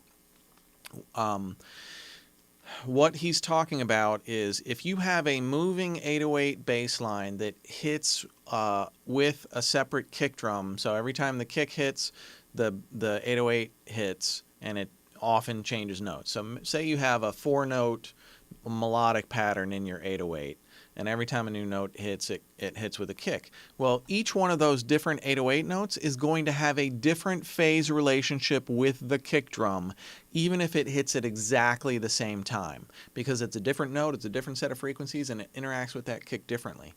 And what I've noticed once after a song got mastered was you can have 1 or 2 of those 4 kicks that line up perfectly with those 808s and sound solid. And then one of those kicks might almost completely disappear and you barely hear it in the mix because it's phase canceling against one of the notes. So the first thing that I do is I go through and I listen to all of the notes individually. Then I split the 808 bass melody onto its separate notes. So if it's 4 different notes in the pattern, I'll have 4 different 808 tracks, and each of those I auto-align to their individual kick. So each note hits the same kick each time, you get it. That makes a huge difference, absolutely huge sometimes. I've had kicks nearly disappear on me. 1 or 2 kicks in the pattern sounds huge, 1 or 2 completely almost disappear.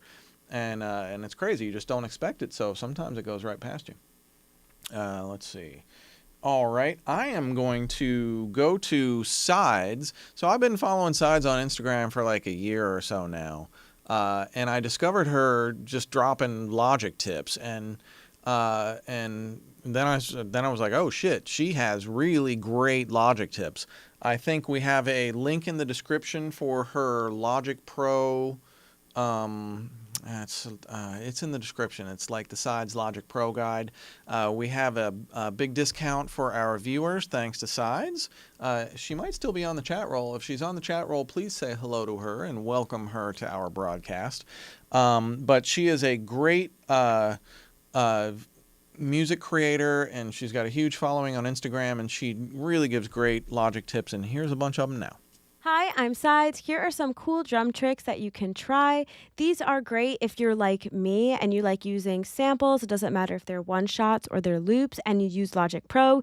These are going to help you so much. So let's jump right into it. So first I have this kick drum loop that I just found from Splice. Check it out. And let's say I want to quickly double that with an acoustic sounding drum. So all I got to do is press Control D to duplicate. Now this is going to pop up and it's going to give me the option to replace or double. I'm going to go with double, and then I'm going to go through and listen to some of the sounds by clicking preview. You can even check out some of the electronic kicks. Or some of the layering kicks.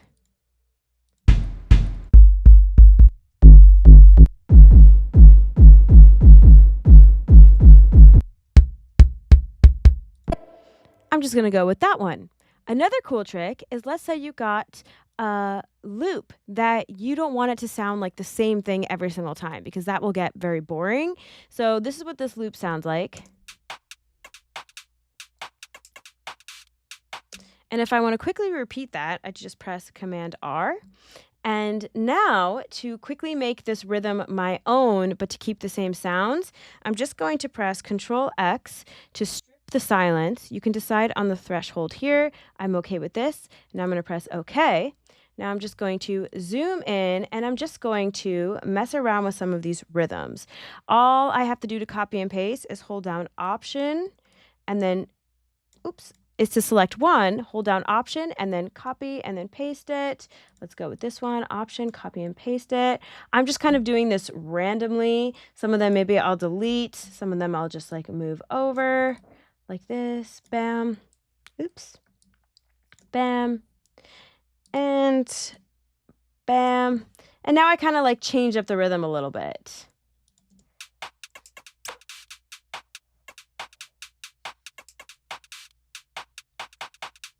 And if you want to quickly add in a fade in and a fade out, so you don't ever get any like weird pops, all you got to do is go over here, press 1, press 1 or enter in 1, and then you can see there's just a little fade in and fade out. And I want to show you one more quick trick. So if you hold down Option, and actually I'm just going to press Command D to duplicate this track. Now I'm just going to hold down Option and drag one here. Now if I go over here and I click reverse, you can create this really cool effect. I don't want to use it on all of them, so I'm just going to quickly go through and cut some of these. I'll just do this for one bar so I don't bore you to death. Go through just like that. That'll sound cool. That'll sound cool. And we'll just exit here. Now let me just loop this for you, and you can see how this sounds. I maybe would finesse it just a little bit, but just so you can hear how cool that sounds. Yeah, I really hope these little quick Logic Pro tips helped you. Thank you so much for having me on the show, and I'm Sides. Bye. All right. Thank you, Sides.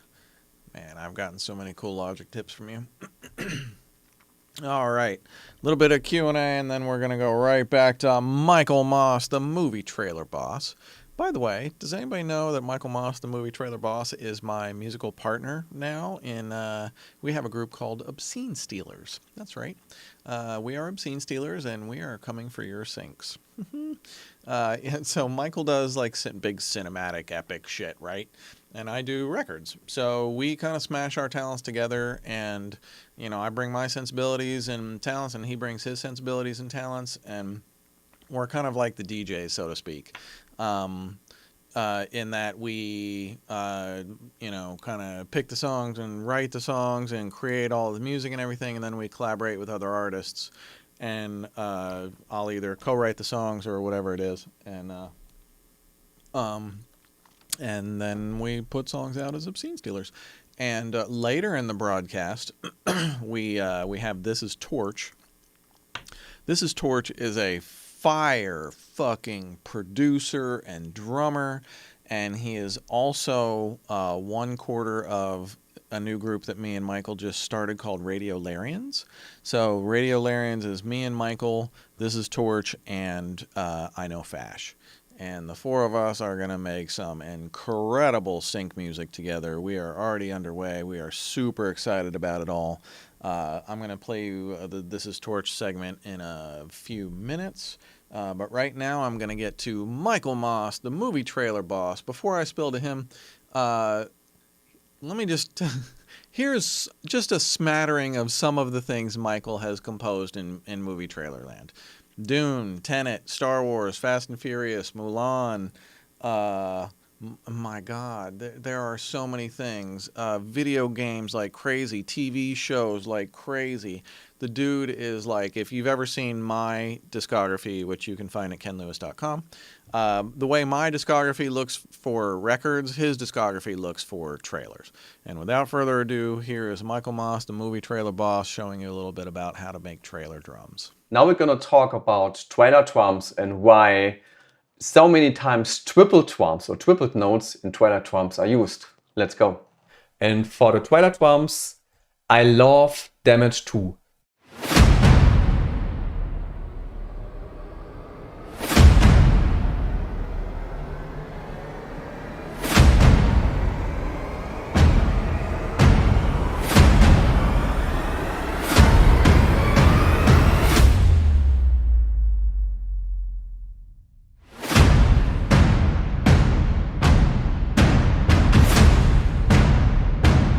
The intro is more sparse, we're getting more busy to the middle part of the trailer music here. So let me quantize that. And you maybe recognize that I tripled some parts here. So let's listen back again to the pattern and maybe let's check for that how this sounds, okay? For the MIDI part.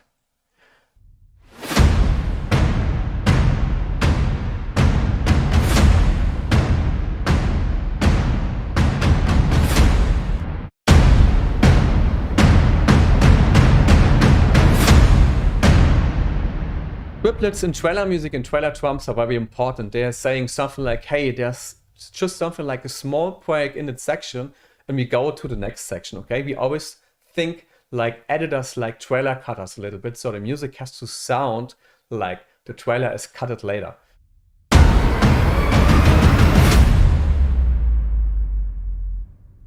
You hear those dribbles here? They're saying, hey, we're going to the next part. There's more tension going on in the future, okay?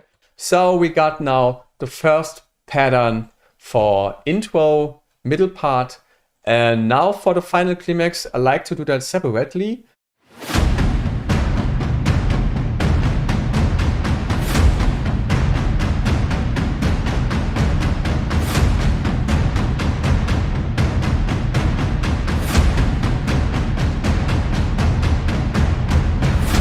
Final climax part here, the outro.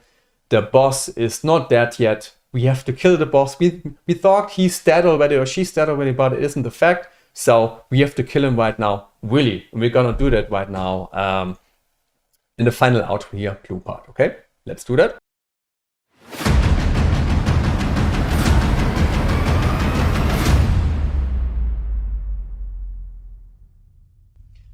And I even want to say at the very ending, he's dead with those triple notes at the very ending, but bam, like kicking in, he's really dead. We're gonna do that right now.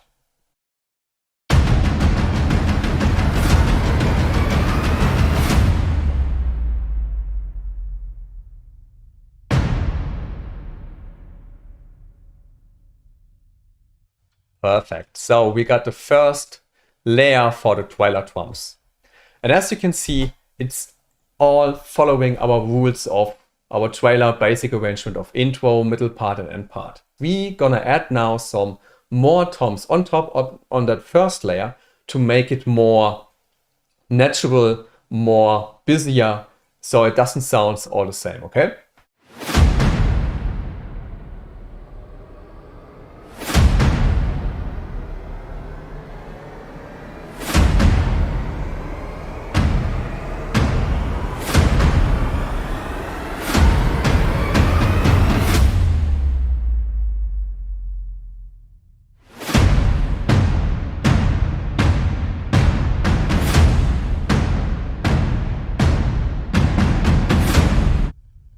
Yeah, so now we programmed the basic trailer pattern and the drum pattern with damage, the second layer on top.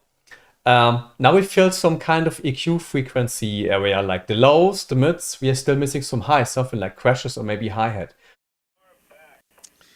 Thank you, Michael Maas, the movie trailer boss. We appreciate you. Michael Maas has a complete sync music business course at syncmusicbusiness.com. Sync, S-Y-N-C, syncmusicbusiness.com. He has a great how-to step-by-step. You can ask Marcus Manderson on the chat roll, DeFingos, about it. I'm pretty sure Marcus has checked it out. But bargain for the amount of knowledge that he drops on that thing, and Michael is the king. So check that out. Back to some Q&A. Ray asks, hey Ken, do you record drums to tape? And if so, what's your process? Ray, if I never saw a tape machine again in my life, it would be too soon. And I am somebody who has recorded a lot of records to tape.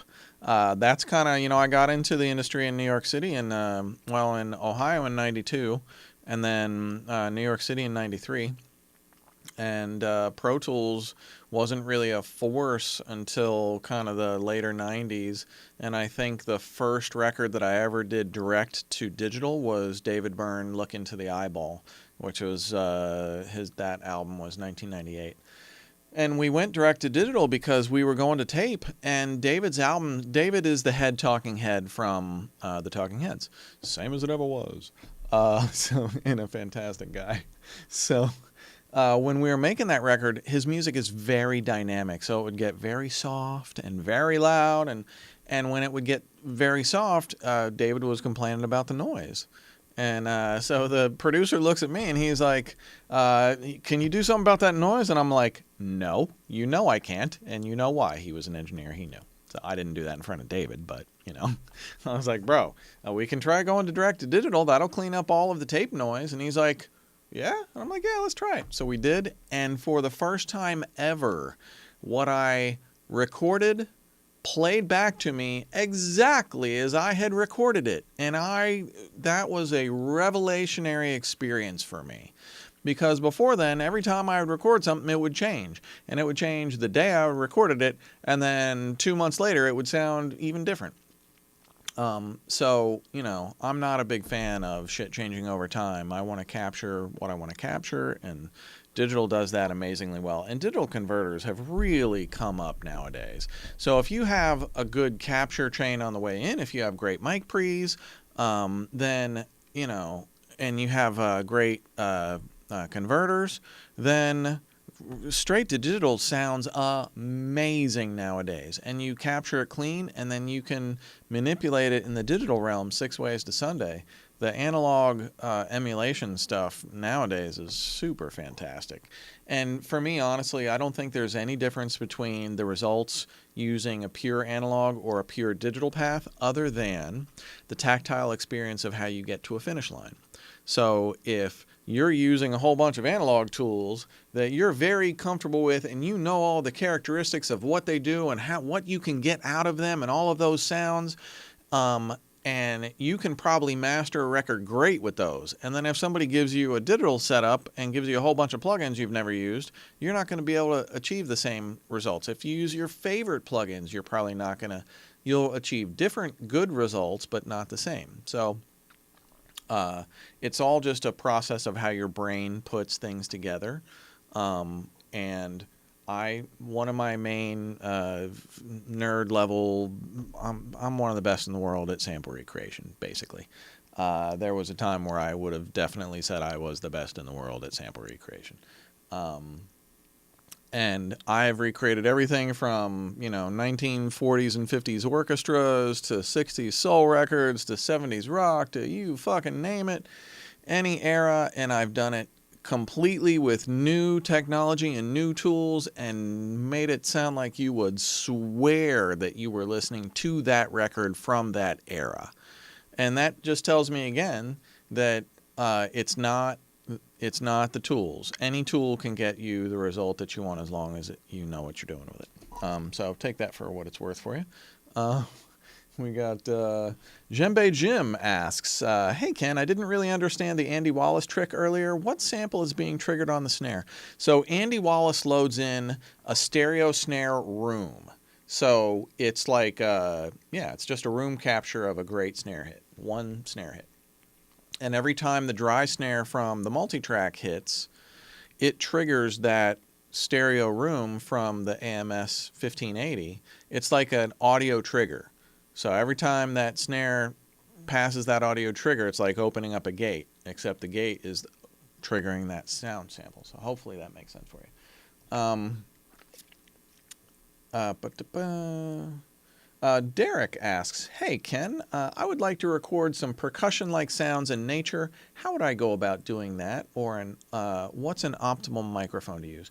I don't know, but I bet somebody on the chat roll probably has done that and has really good experience. If you want to catch great nature sounds, I would suggest, what are those things called? Their location recorders. I can't remember. Somebody on the chat roll is going to tell you. So that's how I would do it. I would get one of those dedicated location recorders with the great high quality stereo microphone and just go around and capture them and then post-process them in the studio afterwards. Beats by Wilson. I already did that Beats by Wilson. That was the 808 bassline melody question. Okay. I think I am going to go to This Is Torch. So This Is Torch has, I met Torch. He's been a follower of the show since early on. And we used to run a bunch of beat contests, which I really have to get back to. Man, I used to love doing those. So This Is Torch used to enter the beat contest, and I would always notice how incredibly talented he was. And just competition after competition, I would hear his entries and I would just be like, damn. And, so when it came time to collaborate with some people on a sync record, I was like, okay. I mean, Fash, we've been working with Fash on Obscene Stealers. We've done a bunch of songs with him on that, and he's lethal. And Fash is prolific and Torch is prolific. And I was like, you know what? Let's put Fash and Torch together. Let them, like, you know, we'll pick the main beats from Torch. We'll have them create together, and then me and Michael will finish it and bring it home. So we're kind of the starters, finishers, and in the middle of it, we hand it off to Fash and Torch and let them collaborate and see what they come up with. Man, we're so excited for this next project to come. So anyway, Torch is going to teach you how to layer trap drums. Take it away. Hey, what's up everybody out there in mixing night? This is Torch. Ken has invited me to jump on here for a little bit to show you guys a little bit how I like to put together trap beats. Okay, so I've picked a starter from Splice, and let's just preview that for a second.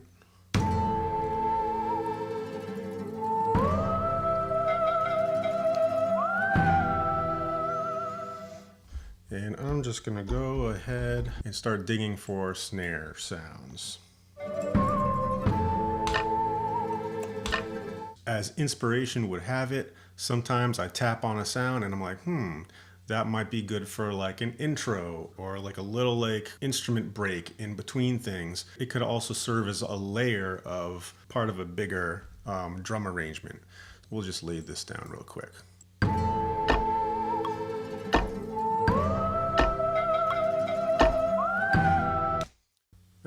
I'm gonna go ahead and add another layer.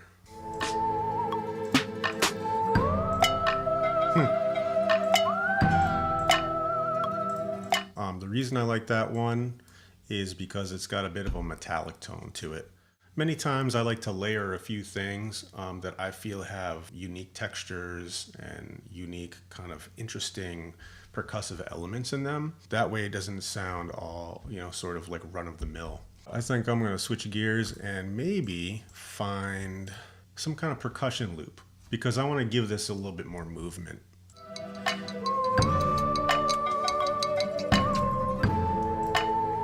Okay, finally I think I may have found something that I like. I think I'm going to add a little bit of that verb to it. I think that's good for now. And then I'll go into kick drum land.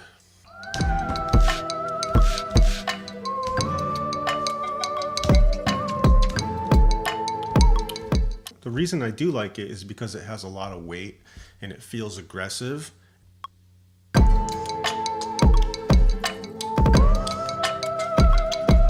Okay, so now I've quantized everything. We need to humanize this a little bit so that it doesn't feel so square. Both of these need to come back just like a little bit, like a hair. I think what I'm gonna do is a hi-hat that kind of changes melodically.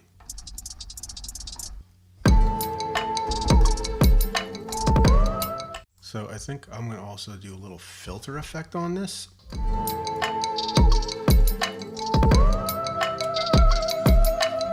I do want to get this another snare tone in here.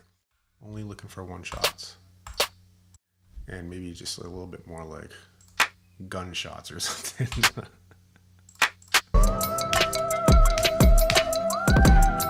All right, I found something. This is where I like to get a little bit more intricate with my rhythms.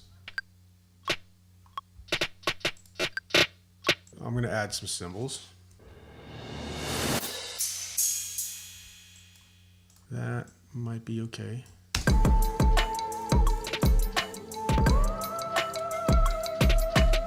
I'm going to give this a little bit of a cinematic touch. Drop this guy in here. I think I may have found the snare. Let's try it.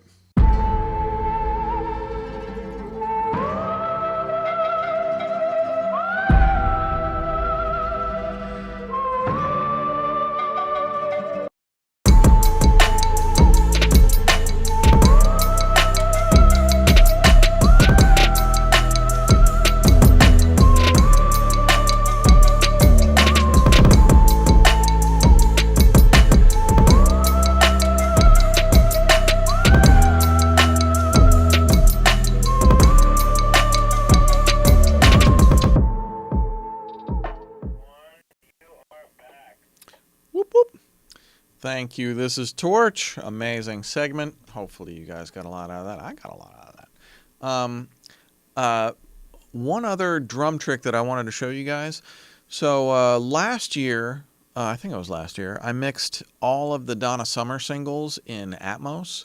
On the radio, whoa, on the radio. Like all of that shit. So I had to match the original stereo mix from the original multi-track from scratch. There were no mixed stems. The multi-track hadn't been EQ'd like the mix at all. And that mixer dug in.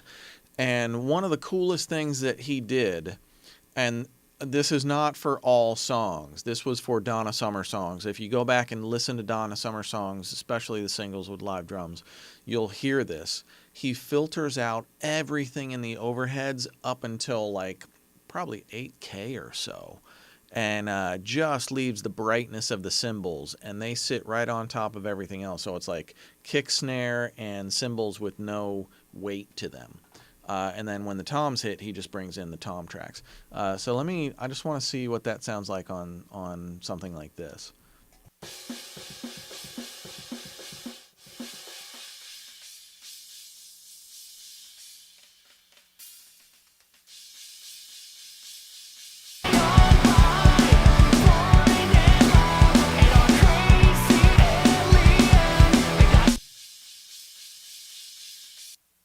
The other thing I can do is tilt it so that it's weighted more heavily towards the high end than the low end.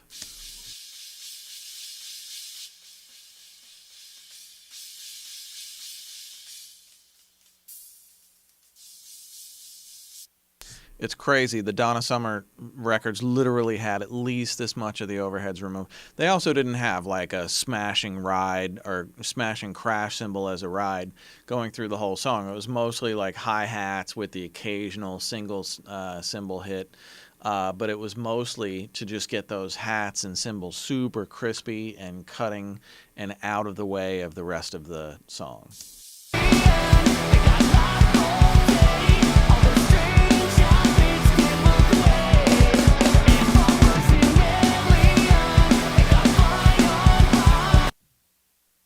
All right, I got a couple questions, and then we're about wrapped up. It's almost 10 o'clock tonight. Thanks for hanging out with me. Who's all on the chat roll right now?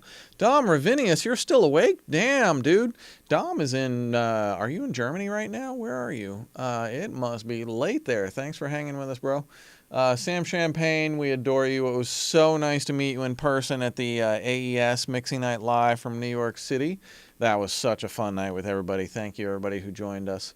Djembe Jim, The Secret Sound Lab, Da Fingers, who else is with us? Daniel Spector, Josh S., Robert Schwartz, Dynasty on the Mix. Man, we got a lot of great people on right now. All right, a couple more questions.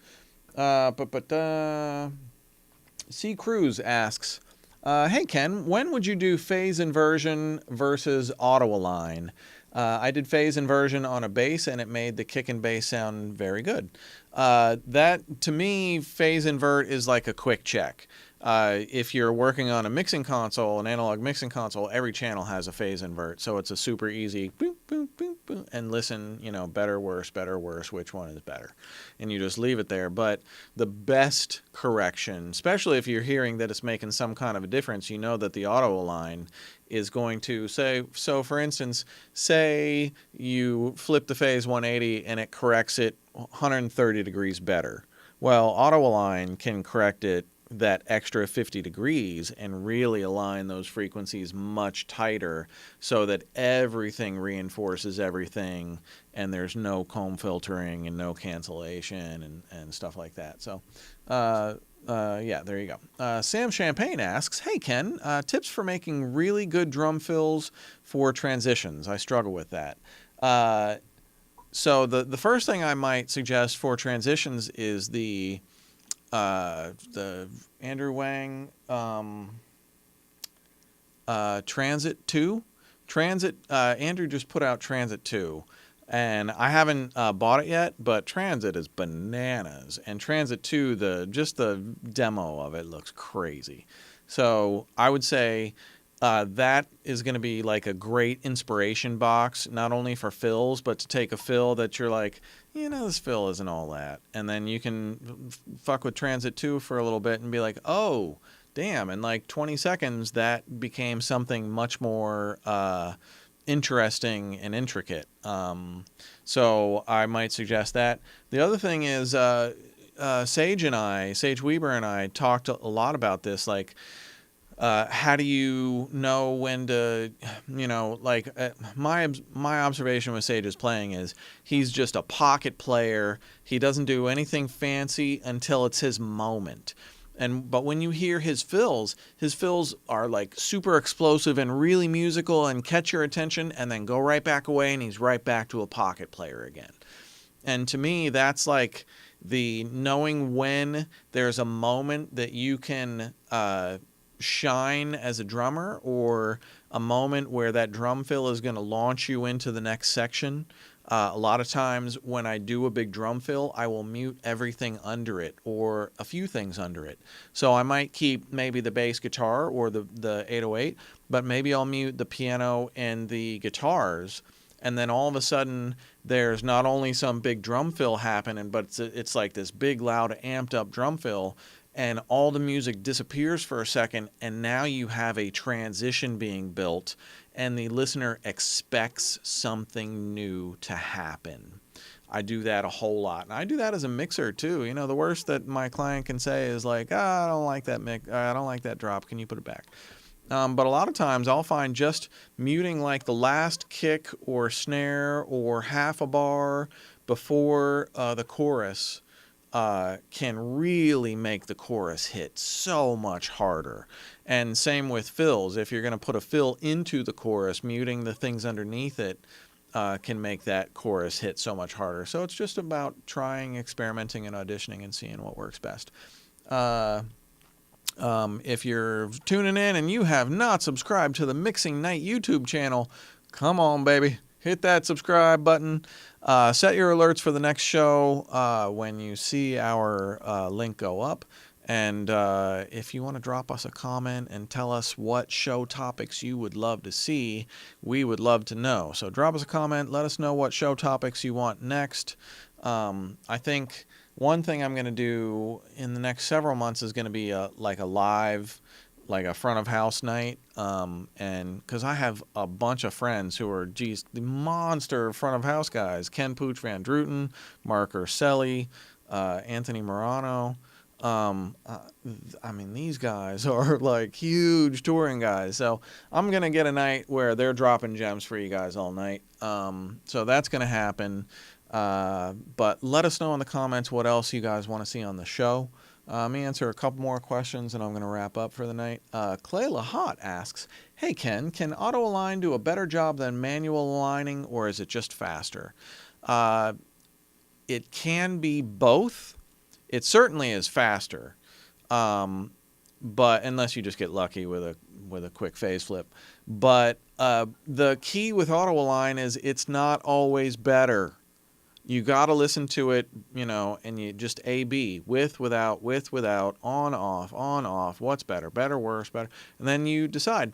And then if you're not sure, the other thing that you can do with these auto align things, not with the auto align 2, I think you can do with the auto align 2. You can, so here's the offset. So like the overheads are moved forward 461 samples. But in real time, if I want to, I can probably grab this and, can I? Well, I'll show you on the other one. Here. So, if I was an alien, let's go snares.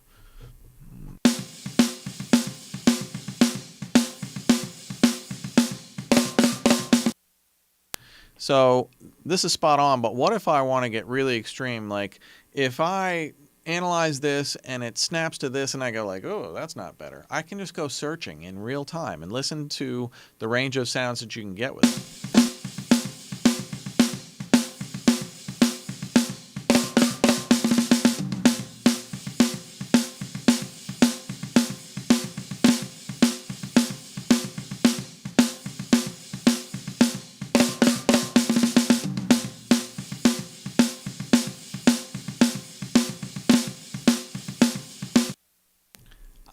why that doesn't, maybe it's just not loud enough.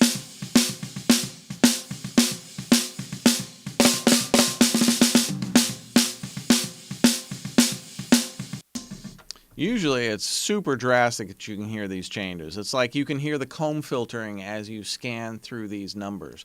And you can do it in real time as you're listening and looping. And you can just listen to the two mics against each other, and you can audition the phase relationship and the sample offsets and find what feels most musical to you.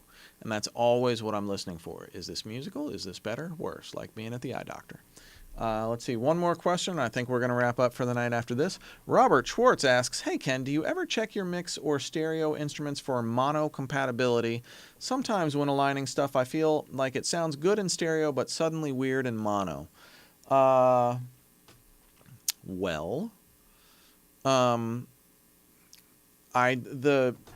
The way I check mono compatibility is usually with my phone and with audio movers. So what you do with audio movers is you put it, where's my mix bus? Here's my mix bus.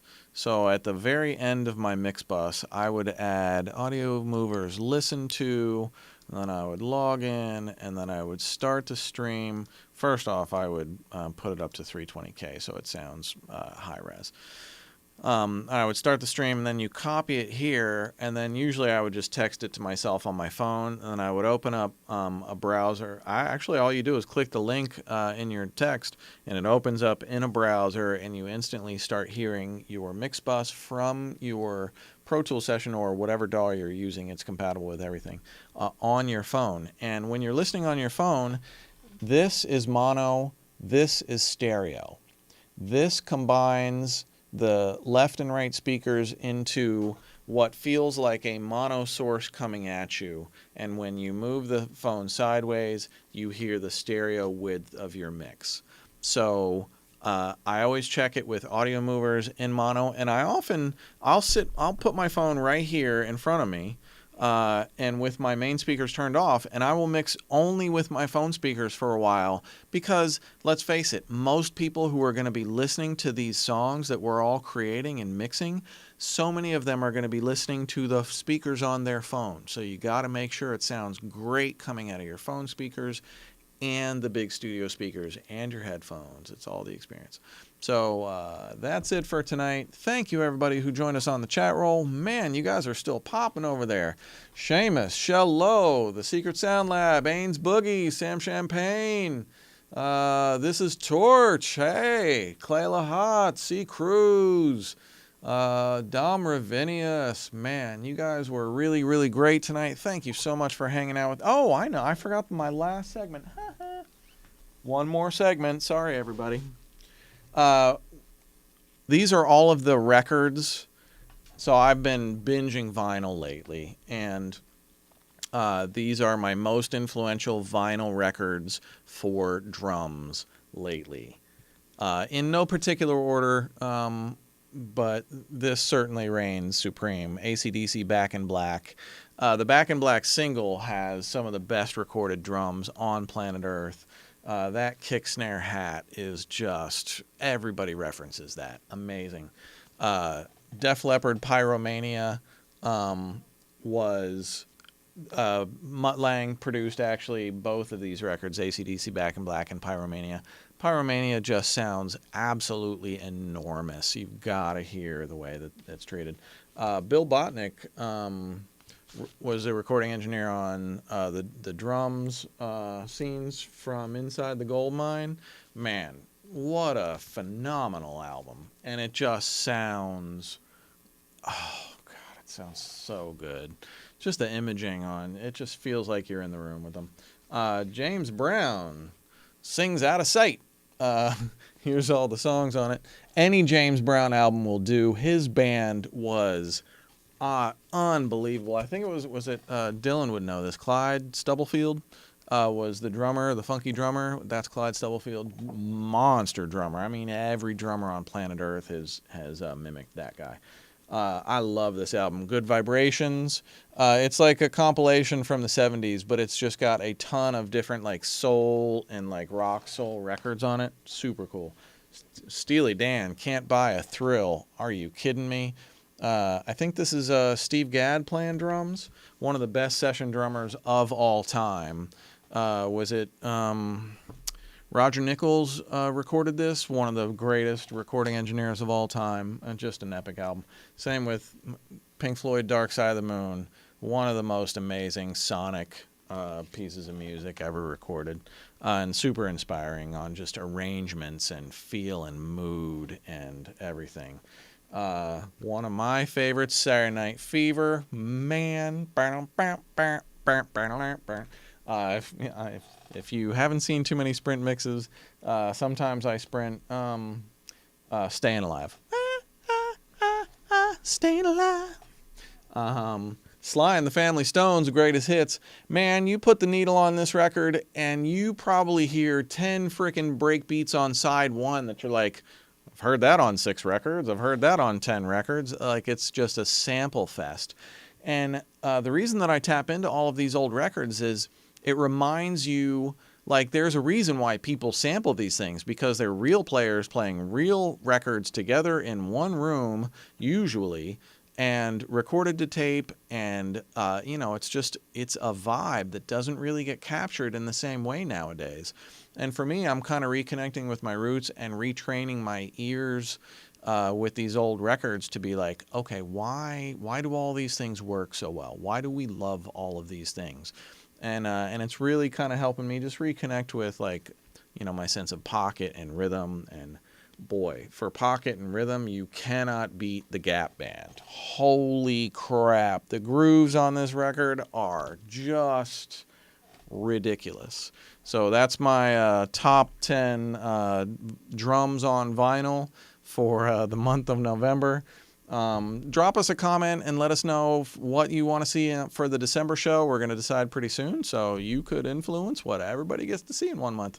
Thank you for joining us tonight. Enter the Apollo Twin X giveaway. Somebody is going to win that thing. Worldwide, we'll drop ship it anywhere. And congrats to the 5 people that won the DJ Swivel hit strip tonight. That thing is a beast. I'm going to end the night putting on a little Gap Band. And you all have a great evening. Thank you for joining me. Side one. Side one.